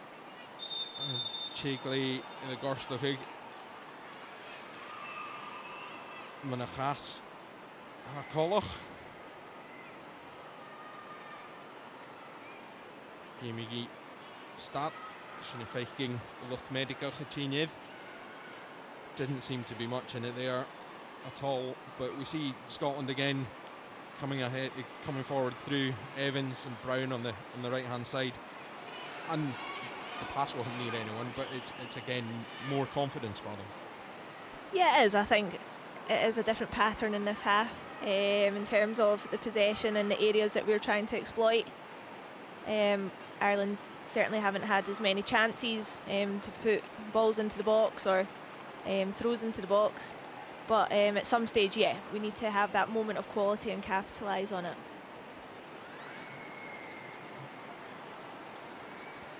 And what will Rachel Corsie be saying to the team here? You know, they know there's almost an hour on the clock, half an hour to try and find that winner if we're not going to go to extra time again.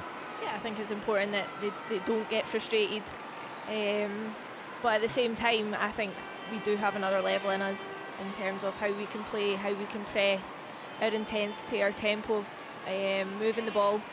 So yeah, I don't think she'll be shy in telling them.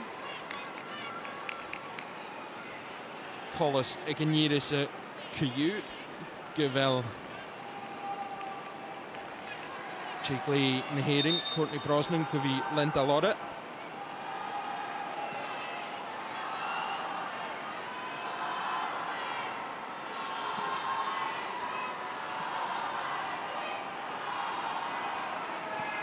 She had Tasha who Kujan Irish van a fool. Lisa Chas Eva Gorst. I guess she's faking Fiona Brown, Chinga Durst. Dog Shachat Haydogus, a bit like it to Gian. He tuned to Irash, Sky Lora Caroline Weir. Weir, the Sam Kerka Erie, game of Weir, Dollarashko Evans guitar. I guess Alpe, Fiachani Tokal Irish, on the line of who. Corsie, the ball, Fata, Lorak, Fiona Brown. Shouldn't Dog Shachat Brown, I guess, need Fahy. It should, I guess. Well, actually faking Nish Coram Ek, Kate McCabe, and now Sam Kerr. Santifia Henry King of the Erst. McCabe har fang is at alle sjach.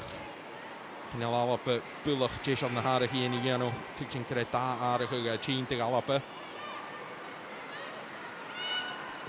Sat alle sjach Dollarash. Gu Caldwell a cool. Tune tag. Die eerste is hier nog in de dooi. Dan ga je Satal Atte Eva. Hier in je geen views van de leeg geheen. Had er Vigiano Skris over zag. En de hele haatje hele. Hier lijn nog goed naar Halappe. Misschien het Ching voor Love. Klik het er naar Halappe. Smarshin. Misschien een faking. Een keinbal. Vangen daar naar Korm. De kassen er is bal. Kunnen toch ook het zo is. Evans a haka. Stat, I guess Martha Thomas got Akal like Caroline Weir. Weir the British there, got Horst Dash to Martha Thomas. Thomas, Boris Jack the Autovoxa. The Autovoxa ha Caroline Weir. Hi, it is well through Timmy Calora. Hi, Sapach at Sonavau. Is high gang, Tuchum, good play at Emsley. Emsley Norton the Erbit in Daragic. Team for Cass. Like it to in the heading, I guess. Le chorm y fan yr eistach. Chro dat farach gyda sy'n on. Caroline Weir did so well in the edge of the box to to keep the ball, and then just a half chance for Emsley at the back post. Yeah, I think she's only got 6 on her there, but yeah, initially I think Martha does really well dropping deep, linking up the play, and yeah, it's a half chance yet again for Scotland. It's not clear cut. We're not really threatening the goalkeeper, but it's positive. Eerst is de Gorkin gaat de galoppen. Daniel, Greke Shokayu, Kus Kormen via Gering ze daar le. Ach, waar Kormen Kiljorach is hier le. We got het son Kayu line van de Kormen en Wachke. Session faking Howard. Rash is een leegje heen. Doin is Evans Gachal. Gachalamach. Go Heather Payne. Payne Gachodestach. Go me aan de vaarke. I guess, well, als je een faking Caroline Weir, Janok Gama. Chile Garash stad goeded Korm Sabi of a shin de Yering. Faking Kutchok get Brown, I guess Cuthbert Eichtere. I could start, I guess Shin Jish for Erin. Me Yirig reach it start goeded Kushin, I guess as when she Graham McCabe has shit for all she Shin faking Cuthbert. Well, McCabe probably lucky to get the decision there, but we just see Ireland putting pressure on Scotland again. Yeah, I think she gets her leg stuck behind Erin Cuthbert, but this is a huge chance now for Ireland to deliver into the box. Serve Breheen.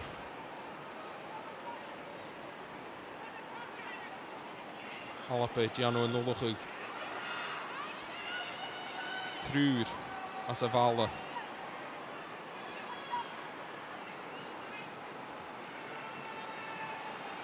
Lee Gibson, Gino Keenjoch, Galavala shit as an Archie Hjarst. Rachel Kujok, Gino Keenjoch, Galat, Jake Slachterash. Thomas Brown as Emsley, Drew, Hashin, Ha Guvi Gian Kushin. Ronishin, Gata, Hashin Faking, Giri, Captain, in the hearing, Katie McCabe, Ha Guvi, Kirbalis, Jach, and a Voxa Sulami. I Gianno Kama Urbiaching for Aster Marshaw in the Darigage.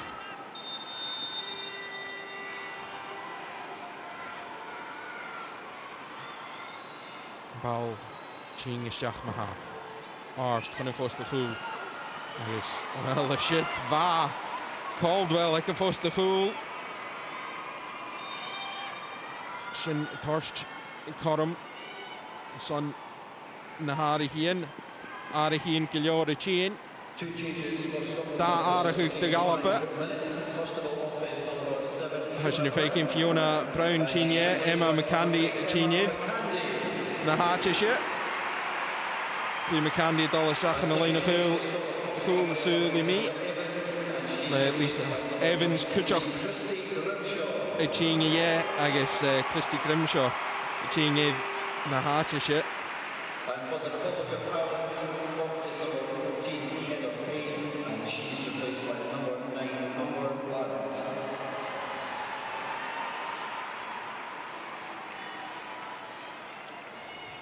The Yering, Hashin Faking. Shit, Amber Barrett with Chinye Gibson.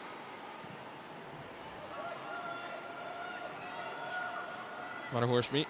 Brown is Evans, Haneke, McCandy is Grimshaw. Chinyev, Vashi Nadu, Gurmahich, Grabi Harrison, if I could give you Chinyev, the her shit. The Yering, Heather Payne, Anthony Chinyev. Gamlish got Amber Barrett to Chinyev, Inacha Heather Payne. Payne of the V, Gamak on their stuff. See a string of changes. What will that mean to the Scotland shape, first of all? Yeah, we'll still play the back four. Nicola Doherty moving over to the right-hand side. I think we'll want to be defensively stronger, negate any threat from Katie McCabe, I think, with that one. And then it's a completely different right-hand side with Christy Grimshaw coming on. Yeah, I think she'll bring good energy and hopefully a good bit of quality. We saw Abby Harrison warming up. She even had a strip on at one stage. I think she still does. But we didn't see her coming on. Is it a surprise she hasn't come on? I'm not sure, to be honest. I think we'll definitely see her at some point. and she certainly changed the game the other night. I think she brought a bit of a presence up front. I thought she held the ball up really well for us, and obviously she scored the goal that put us into this position. So yeah, I'm sure we'll see her at some point.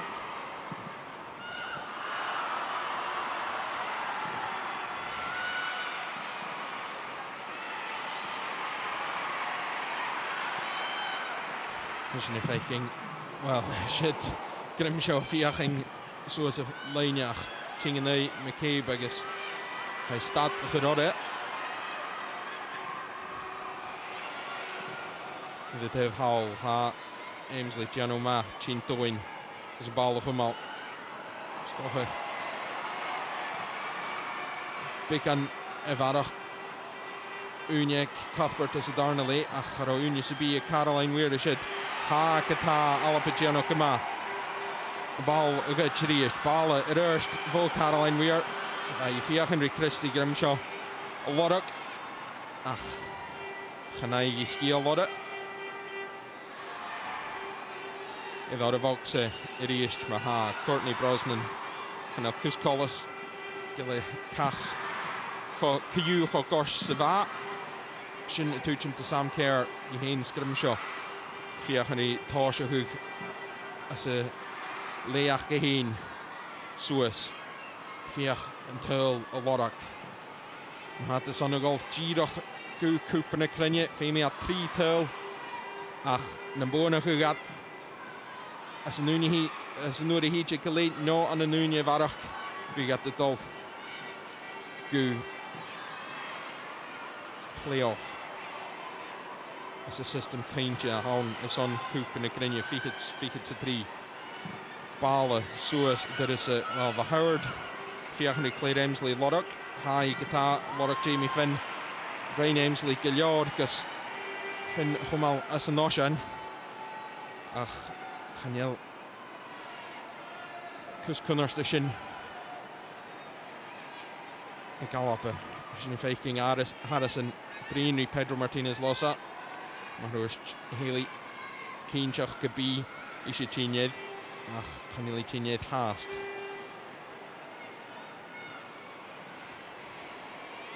Keraham Dollarash Gadocherty Yemi Gishi Chiligarash Isjach I guess hij forste nog stogen Caroline Weir Loddock ach pass via voor Erin Cuthbert fine Loddock Amesley dollar Jachan of Oxe dus hij fine Bray Bosch and it's a lovely pass from Erin Cuthbert. Yeah, that little passage play was lovely. Up back and then through for Claire Emsley on the run. It's the first time I've seen her really get running it at the defender 1v1, and it's a huge chance for Scotland here. Cuthbert Maha, Fiaching bal is Jach Gunnevoxe, Vago Moor hier steun. Daar is het, wel, had je klein hier in Team Macha de Hans had Tuchum, de Caroline Weir, de other Voxe, Kustro Arst, Leisure Vashit. A decent ball, but the Irish keeper does well to come out. Yeah, it's a good ball in from Erin. Yeah, she's keen to come and get that. I think they're really strong on set plays. They've got good height in there, good physicality. But yeah, it's positive again from Scotland. I think it's a much different pattern from that first half. We are more on top, but yeah, we need to be clinical and take some of these chances. Caroline Weir, Giano Kama, Kuchum, Hud, If, Cheek Lane, the Hayden, a shit, Shinnefakel, and Ball like Alaperiist. Had geskippeld de Gaskeulig, een 0 Gu Sophie Howard Gata, Ball Huig. Ik is Nisht Ek, O'Sullivan, en Mianne Varke. O'Sullivan kan gelijk gedurst, Barrett de Brisje gedurst. Hij heeft Bielo Gibson, Sakia sturig, Schachert, en Lee Gibson. Ball Huig van voor Sophie Howard en Mianne Varke. Ik is Ashin, Feiking, Amber Barrett, Tolga Noshen. Skipper 10, Vashkode, Giano Karstuchus. Heen, as the Noshan. Skipping the head in Giano Karstuchus. Had in Hoshoch. Er is hot tolletje. En heel Hashin Ayin. Hashin Faking Barrett. Keine Gug Hafiz. Idan Yang. Geilen Behe. As het toepastu of a shit. As a Grusloch. En een Kunti Durngaal. Sin feiking y ball y ting yn ers fo Sullivan. Barrett, Gianno Gamat, al Shachat, Eid Howard. Agus Harari, Corum, Ed Gibson, Idr na push. Great pace and a calm finish. Yeah, it's slack from Scotland in the lead up to it. We give the ball away unnecessarily, but our first touch is exceptional. It takes it away from Sophie Howard. She can't recover, and yeah, the finish is fantastic. Alpa, aha. Tull Ivierig. Amber Barrett, le. 8 minutes in dia gyda agal. Gyda Erin yn hosioch. Mae chriach ni chysgwysyn mar sio. By Erin Pe, gwyd cwp yn y crynnu. Gyn Hughes Fame i'r play-off. Ach, ar y hwys ni. 8 minutes in dia gyda agal dy galapa. Rwydigyn y haflwg y machas y chwys.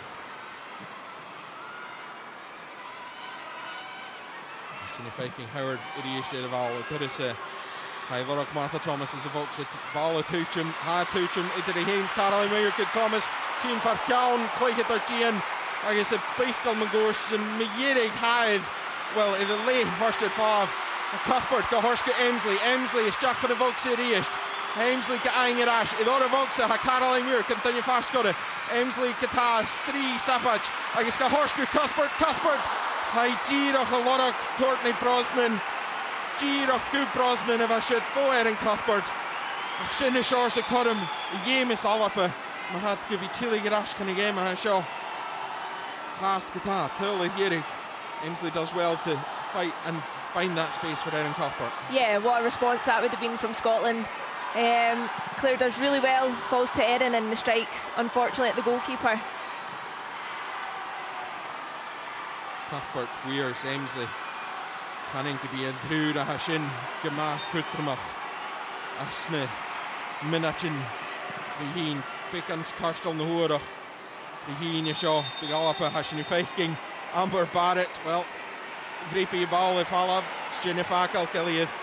Karstby ein van de rated it. Be come Mahala but Lental erst.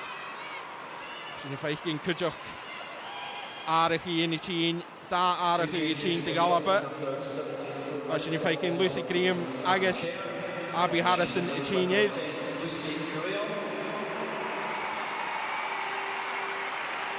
Sam Cares, Martha Thomas, de team is het team.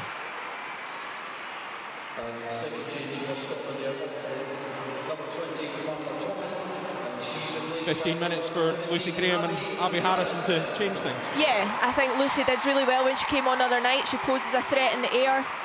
She got her foot on the ball the other night as well and played some nice passes. And yeah, for me, it's massive to get Abby on this pitch and give everyone else a lift. Paula Art is Jack and the first of all. Poocham and Norton, Caroline Weir. And then, because the scope of good follows, Shinya Chin Farhas. Christy Grimshaw, waiting a goal of Gatches to beat Achaya Shachat in a match at Tarsin. Shiny Shores are here via Galapus Doha as a boxer.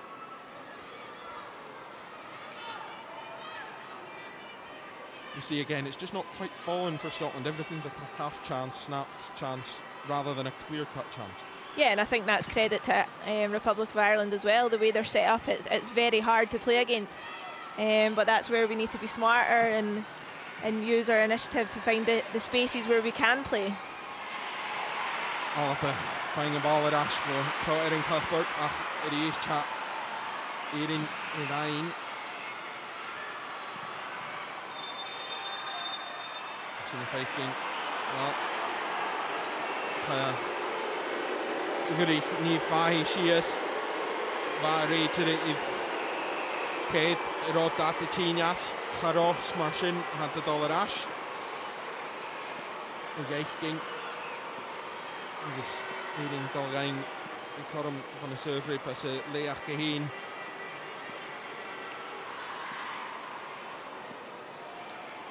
The ref was looking for an advantage, didn't seem to be anything coming, and he brought it back for the free kick. Yeah, Fahy doesn't seem happy at all with that tackle. Yeah, I think Claire gets the ball. I think it's a tough tackle. Daniel. Nog even kijken in de video. Gianno dat mee één. Gaat ze een keer te goed zullen mee. Daar njolige nog. Bal Art Soes van een goal voor Erin. Ze Ainsley is leeg heen gaan naar ze. Captain Hayden eerst. Kitty McCabe. Geen geval of lesje val. Gekriegt daar zijn het chinne daar. En is Kafak inist Lee Gibson.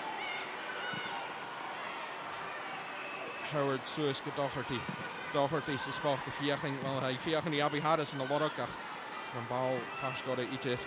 Grimshaw Gianno Kamag. Zie je de league al. Als je het terug van McCabe. Is McCabe het al stjach van de volkse. Gaan de Ljord Kamalishkal. Katie McCabe, captain. Hering het al stjach de Ljord Esther Stobley. Rachel Nielevish. Just see here, McCabe leaves one on Christy Grimshaw. Yeah, she does. That's the player that Katie McCabe is. She's aggressive, she's a competitor, and she's not afraid to go into a tackle. And they won't mind a yellow card if they are going to the World Cup. No, definitely not. Viking race McCabe. She's a fast get of all. Kan je me heen eens wens ik Jake slaat hun. Kan je naar Caroline Weerdach. Als je een gevitage hoe KU en Javal Ars de stjach van de vaste goal. Corsi captain de halpen van de bal de shit. Geen gehorste dash. Kering Cuthbert via met al schach dit kies. Meer van bal het dolle macht san zat al stjach. Cuthbert te houden.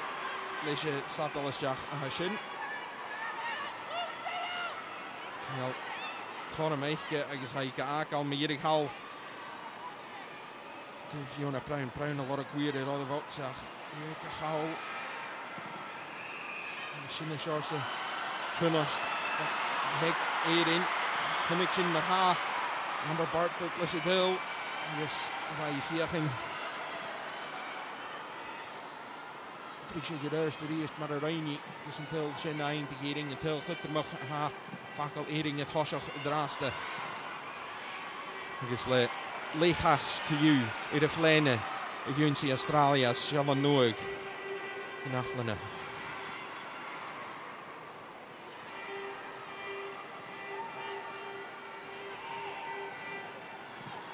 Cuthbert wel wat korm maar bij tune tegen Stjachers het stogen ach. Natashin halpe Chinge Durst wel Chinge Durst.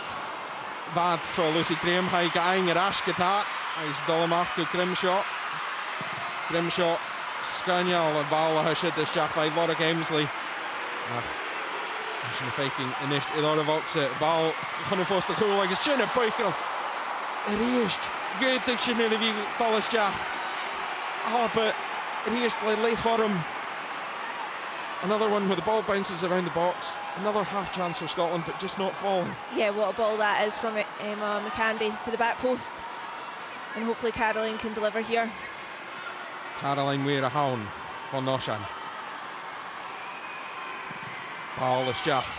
If you see, this one's great Emsley van. And with Cuthbert, she's fighting Grimshaw.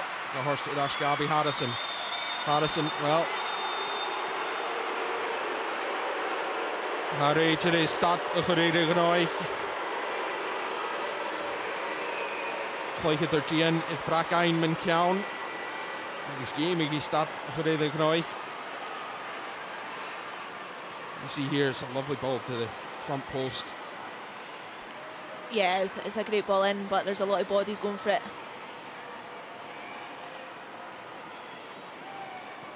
Yeah, that's a sore one. Sophie Howard into the back of her head. Cuthbert's Howard ervan. Tegen Boel gede gelijk het er Gian. En is als je een faking. En is aardig gele de galoppen. Als je een faking.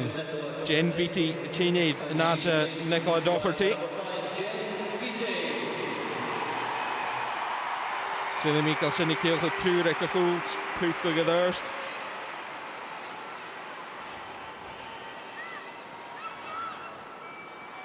Don't think it takes much to see Jen Beatty there, saying 3 at the back. Yeah. What will that mean for the rest of Scotland's shape? To be fair, I think this could have happened earlier. They've been playing up against one striker the full night. Nobody really stepping in. And it allows us to get more bodies forward. Sin féicin gré a caimpbal héad a bhí thochúnarstach le bhí gathadal isteach a háast ar a láir a féin na díochanan van a lucht medicach bead the Geno Hulushian Geno Cínteach Gavelli ceart go leor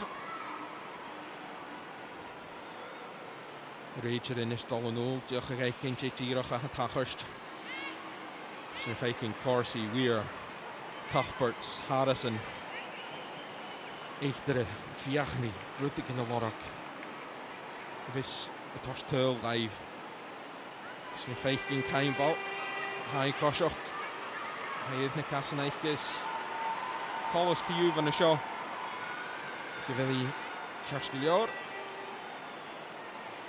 Gereest Lenny na diochanins na lucht medicach Geno Cínteach Gavelli ceart go leor lent a lora sin ball go bhí rucha sias na sé réitere agus ar féin godal a réist Hai go horst de Gerin Cuthbert Chanel éirin dolas asas a gnáich go lic a loa sa réist sin féicin alapa táisiú gan a chuú Lucy Graham a van sin féicin a trúr a heisiid Corsi, Beatties, Howard Nist ag go chuú de galapa Beattie Lorach Pass suas a dúnsaí tégan ag cloichad ar an é Chanel Scéal iad sin an drásta Há nist I fiaching a Davi Harrison ach sé fáhí a Geno Gama an ball a scópaig ar fallah le ceann alapa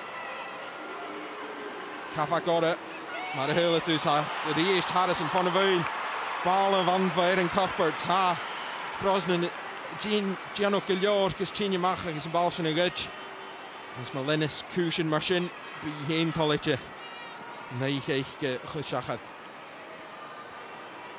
Siamina sin ag acail de gúine ábhasteach Súla mí bican vinna sin na bharach go sin chuideach chluichid ar an gorslach agus a darna lé Is mar sin bí stocha 10 minút sin ag acail ag galapa na nimmerst cúpan na clinnearín sin bria bó Grimshaw go Graham Hemsley tín sias chuna de chearst ball chuna fosta é ball a thuú go bhain agus a réist Brosnan deach tuachtam go lár Geno na suringi pic an núine chéu I héin tégan neun I bhid an gorsta chu gas a darna léthe seo a bhís a céal chu pic an vinne sin a bharach Suas go Cuthbert I héin go chálaach alapa go ein arás Weir féimi túnta ag arás hais léich go héin féimi bhí lichid slat suas a farke gus dat a lorach Howard ball a suas go Emsley go chuú well a tíng is deach Súla mí go ráin dollar erst go Grimshaw go gúine dollar erst I héin agus chop droch go gúine go bhain Graham an iste a bhall ball a thuú go bheit siad a réist Geno Gama sapa tiráis ball a tuachtam go Weir ar ára bhogsa Díis alapannach ar a lár Chanel Cús éhan na bhréic clinnis a siad ach há Lucy Graham ar a gá go lár a réist fu chuitim Lily Ag agus sin na tors chorm de galapa This is exactly the kind of chance that Scotland will want. 5 minutes to go. Yeah, it's hectic, it's been frantic. This is an opportunity to calm things down and hopefully get a good delivery into that box. And now with Jen Beattie on, we've seen Rachel Corsi late in games coming up with the headers. Plenty targets for Scotland in the box as well. Yeah, we do have good threats in there. Weir, Cuthbert, Shesu, and Munavide, and well, Cuthbert, Dollyaching, Bvo Astet. Ravelli, Gachud, Knafosta Hul, Leish, Agashe Beattie, Afonavile, Tucha Ministru, Wel, sé Sophie Howard fan y fal, charo chi yn y lein orange fast gore. Agus vi geri na piari yano a shit. Looked here like Howard had more time than she thought under the ball. Yeah, it's a fantastic ball in by Erin Cuthbert. Jennifer Beattie does well to challenge, and that is a huge chance. That's massive. Chorum chomor sy hier ydw, and a game chomor sy hier ydw. Agus diolch 3 minutes in agal yn isht y galopa. Femiad cyw yn game so hors go unia farach. Mahad yn son lent a lore go cwp yn y crynia. Gynnyr y cytasha Erin efis y giano sin. Agus mae Lennis Cwysyn Marshaw bydd ydol giroch go cwp yn y crynia. Gun fame idd playoff intercontinental na le enium sy biele idd. Alapa leis y fal, mae'r ha iddo fi achgus y darna le. Giroch idd y le. Ach, chanel at y Giano Môr yn yrstys leis. Sophie Howard y dyrisa. Chile Garash, gw Erin Cuthbert. Cuthbert a hang, a chwyd ymach, gw Grimshaw.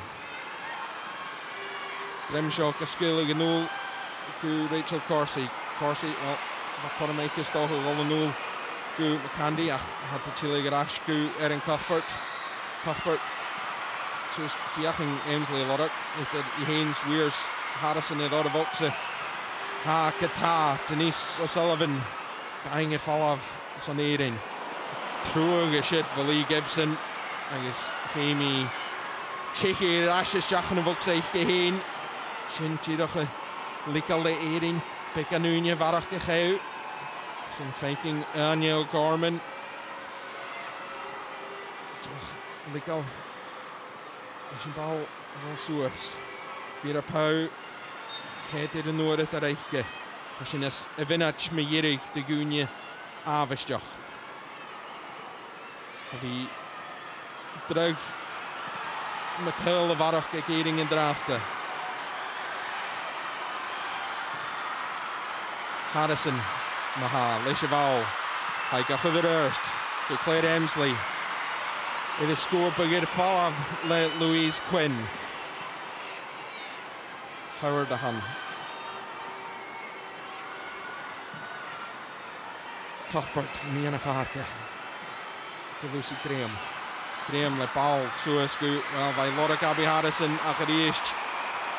Caniel Sian eisiau dy galapa. Is Cormela the galapa.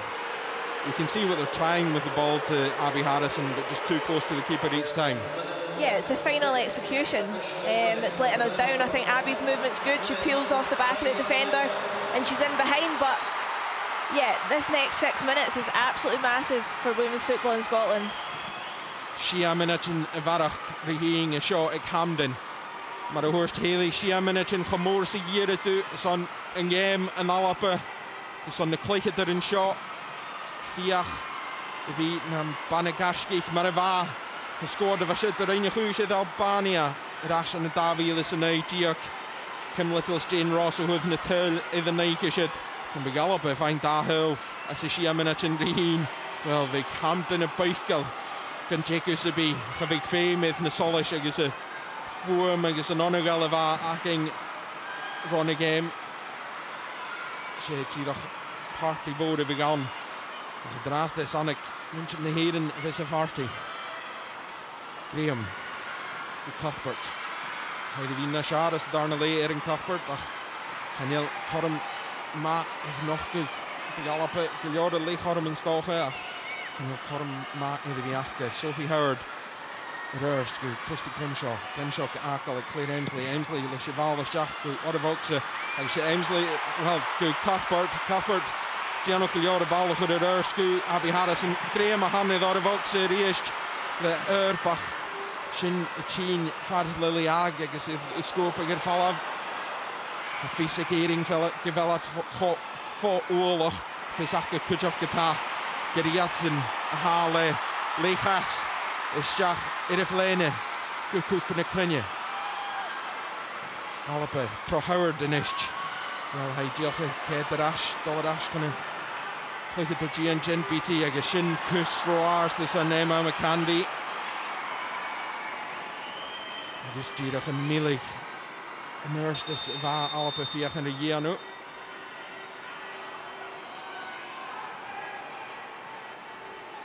Agus íring fiachan ríistli the Amber Barrett a Lorach. Amber Barrett the Húra Till, Goethe Gavi na Till Enyemal. The Gearing, Haroat and Riev ag cúpa na crunne. Colach Ganari Shin, Snippican, Vinach and Raheen, Ball Suez go Abby Harrison, Cuthbert half on a violinist, Shin in a good erst. Tracy Garash go Rachel Corsi, Captain the Halapa. Hayhenith, Till Animal Eing, and the Nunya Varach Geshoy Camden Rea. Hamballik, Jan Hjard for Hjaluk na Halapa. Gibson Kupiti, going as a leike. Rachel Corsi.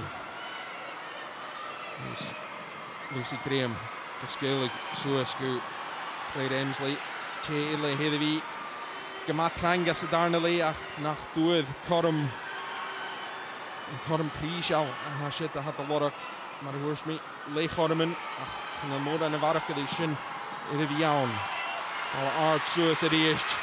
Go Abby Harrison, Ihe Nagus, Claire Emsley von Avil, the Drasta, the Corsi, Tinga Erst go Weir, ach Shea, Captain the Hayden, Katie McCabe, Hack Eing at Fallov, Erin Cuthbert de Val, for Olach O'Sullivan, High Fine, Corum, Ball, Eing and Matheson, Preposhan, Hafis, Egesloig, Shoy Camden, Jason Kiolach.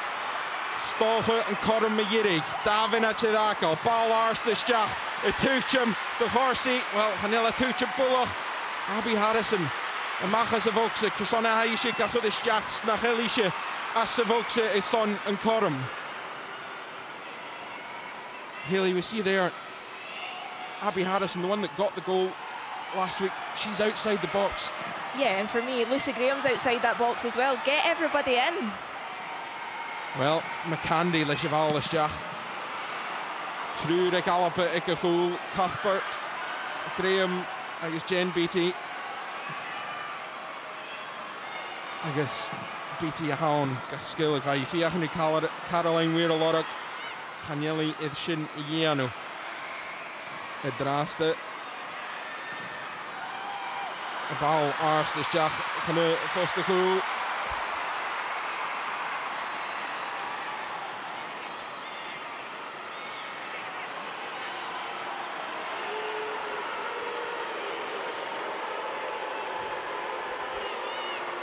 Sin faking aiding Torsten Núñez heen.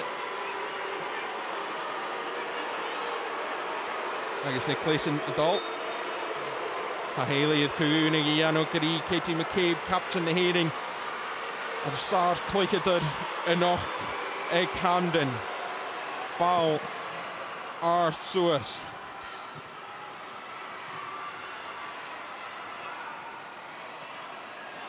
Sin er Chudamach. Le Anya O'Gorman. Corsi a hon. Fiaching Riest with Abby Harrison. High Chavor Fang Harrison. Claire Emsley, well. A bowl Annan Courtney Brosnan. I guess she nicked Torst serve rape. Begerin. Hashia Minitin Chavor Shachat. And Ball Egering. Serve Bachke. Well, serve Bahoun by Irigal Salav. And Selimi. And then a high Prepu Avail a Shaw. Gabi a Hush Shachat. Gajera Ha Skipper Neherin. A dog go Coop in the Crunye. Davíð spíkit til 3. Hatte the hús í Janu with Alba. Agus hí sín dírach na ha sinna cíalach. Donna Herenig is Shoy Camden. And Party Achgeson a dol. Hiad Turis Riev, a ha Erin Iddi ag Farfish Fôr. Charad ag na'r Euros rea, charad ag Cwpan y Crynia rea, a chanisht. Had y dol, Cwpan y Crynia, 2023, and y Shell Nwy is Australia. Chaniel Gita Alapa y dolawn. Brisig Cria dy skipper Pedro Martinez Losa. Brisig Cria dan y chorus Jake Mila y fasio ag Hamden. Cwtfa yw gyda le brachdoch na herin at yn dogach ei toliche. Gydera ha Katie McCabe y dogach ei toliches. Fys eiche gyfeli y dolgw cwp yn y cryniau yn aflana. Haley, Ireland have done it. They've done what they had to do here at Hampden. And Vera Pauw's put out her old team.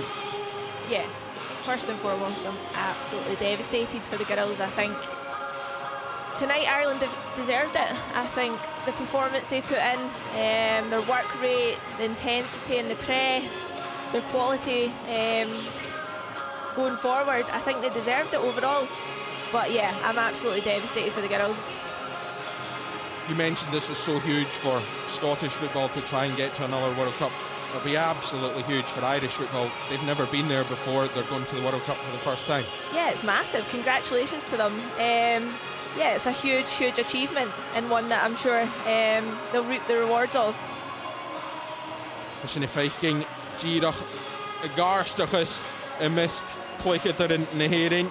As in Viking, Kujokishid, Pedro Martinez Losa, Bolsuas, Braid Live, Gachcheyu.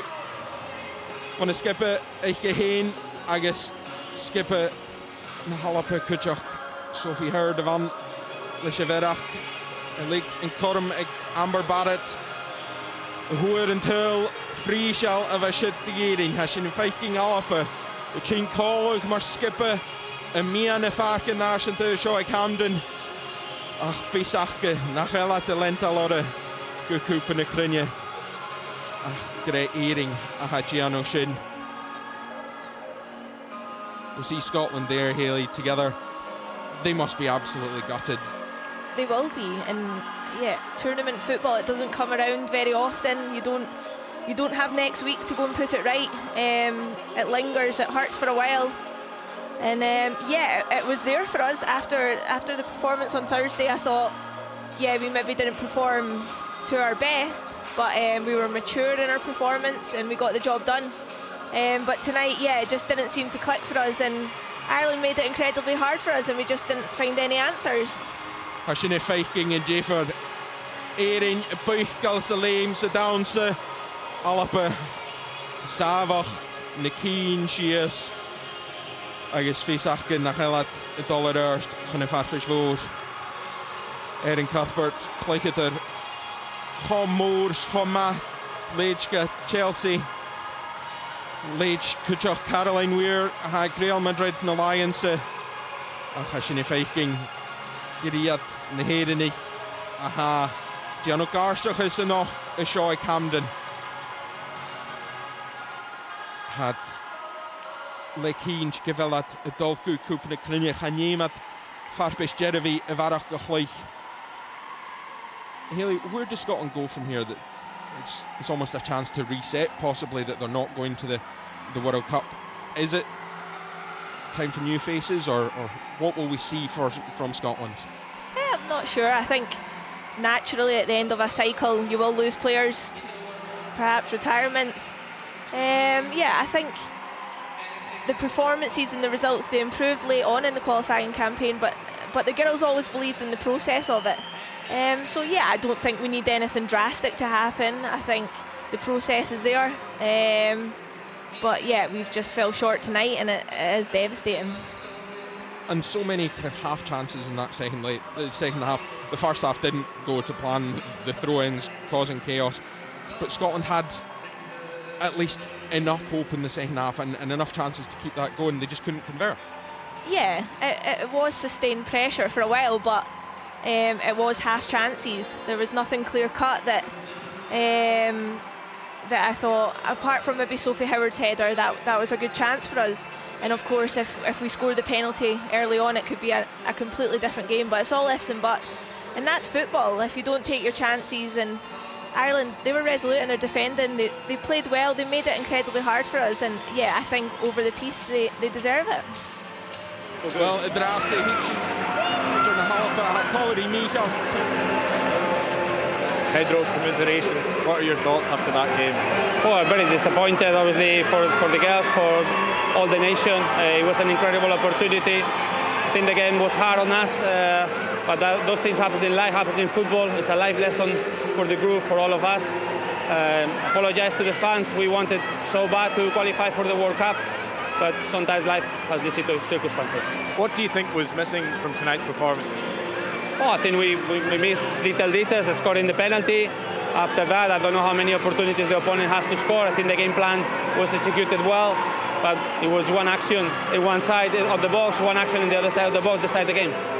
What can you learn from tonight? Obviously, it would be difficult just now, but what can you take out of this game? What we can learn is that life always gives you another opportunity, football, sooner than you expect. Today, it looks like it's the end of the world for us. We need to digest, and we need to go home, and we need to take some time. But the hard work that the players have done has been amazing. I feel very proud of them. I cannot ask them for anything else, and we will stick together. We will come back together, and hopefully we have another opportunity soon. Well, Pedro, commiserations tonight. Thank you for speaking to us. Thank you very much. Thank you.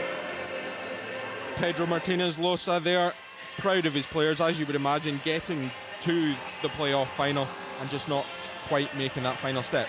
Yeah, and he said there that they'll stick together, and that's what I said before. These players do believe in the process. I think we've seen buy-in. I think it's been visible in the performances and the results in the qualifiers, and yeah, like he says, it isn't the end of the world. Nothing drastic needs to happen, but yeah, it's going to hurt for quite a while. Sinna féiking Liliag agus Ola Che Ila and a Lenchin Orange na Héirin. Diolch féiking Chotolicha sa Hartson, Chodulich sa Hali Gibson, Munachúsh, Dulich de Gallapa, Gariru, a short sa Ike a Hasho, ach Éirin Mani Sachke, Gerard Kunnerstach agus go Reiniach Giljar, Gejera si Hiedli, sé stoch a merach gewann noch een teulreif as a Darnelly, agus skippe na Halappe Giano falla van een vaarke na Héirinich. Haas de Shaw, haas de Giano Garstach is Lisha Luchtaich Achgesen. Ireland will go ahead to the competition, to the finals. Just how big will that be for them in terms of this team, this group? The first time they've ever been there. You did it with Scotland. Just what does that bring to the group, knowing that you're going? Yeah, it just brings belief. It brings a desire, a want to get better. It creates opportunities for women and girls within the sport. And yeah, I think fair play to them. They've been on a upward trajectory for quite some time now, and yeah, it's been a long time coming for them. Sin dul inis go Michael a captain na Halappe, captain na Héirin Gamalishgal, Katie McCabe. Katie, just sum up your emotions tonight. You're going to the World Cup. I can't actually believe it. It doesn't feel real. It's not sunk in yet.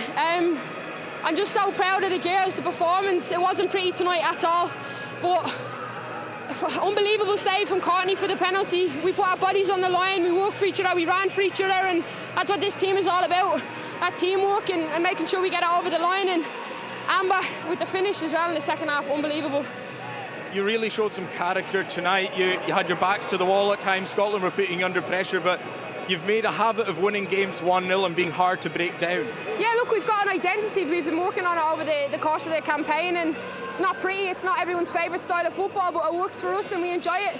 We love defending, we're passionate about it, and we know we're very strong on the counter-attack as well, and it works for us. So, and we showed it again tonight, as I said, with Amber's finish.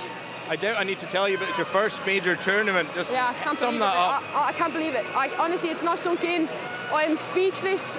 I'm just so proud of the girls. Yeah, I don't know. We'll be having a few drinks tonight to celebrate, but yeah, I don't know, mate. I'm just speechless. Look, enjoy the World Cup. Thank you for speaking to us. Thank you. Skipper na Héirin Chotolicha, fis eichgeshe gebi a dol cúpa na Crunne.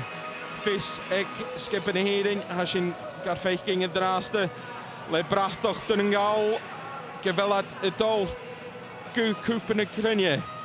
Siach yn chodwylich dyn yn gael ach twgal yr chorig yn stoch dy chwyd le mae'r hachar yn och. Chynnyl sy'n dol yr eir siors y tŵpas dŵaf ysach e hyddi fiach ach mae syring dat sybi y hogal as sy'n y siors yr y fes awn. Môr an taing de Haley Lauder, son y fi colerain, eich gwylych de skip yn y halap y fawn y sio eg Hamden, eich sgynial de skip yn y herin. Fes achgysyn, mar y hwrs mi gael y dolgw cwp yn y cryniau. Han dawn se y tosio hwy, han party y tosio sa lani sgylensyn. Un i fwr y sio nalap agos yr as yn herin hafes. Hwrstad Ganalapa nach ro party aan der is me hier is on cwpan y cryniau.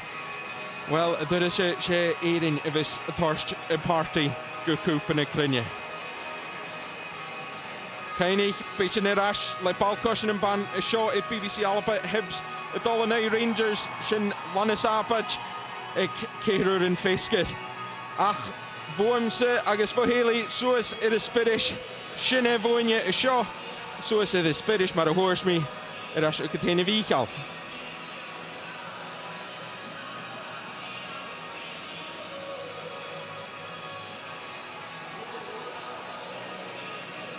Wel, Sianna Kumaha, Brishoch Doel, Brishoch Krie, de Galope, wie Javias in het dolke koepen en krinje en afon, ach, wie skippen heden tappelische, agus eiche wat geivule.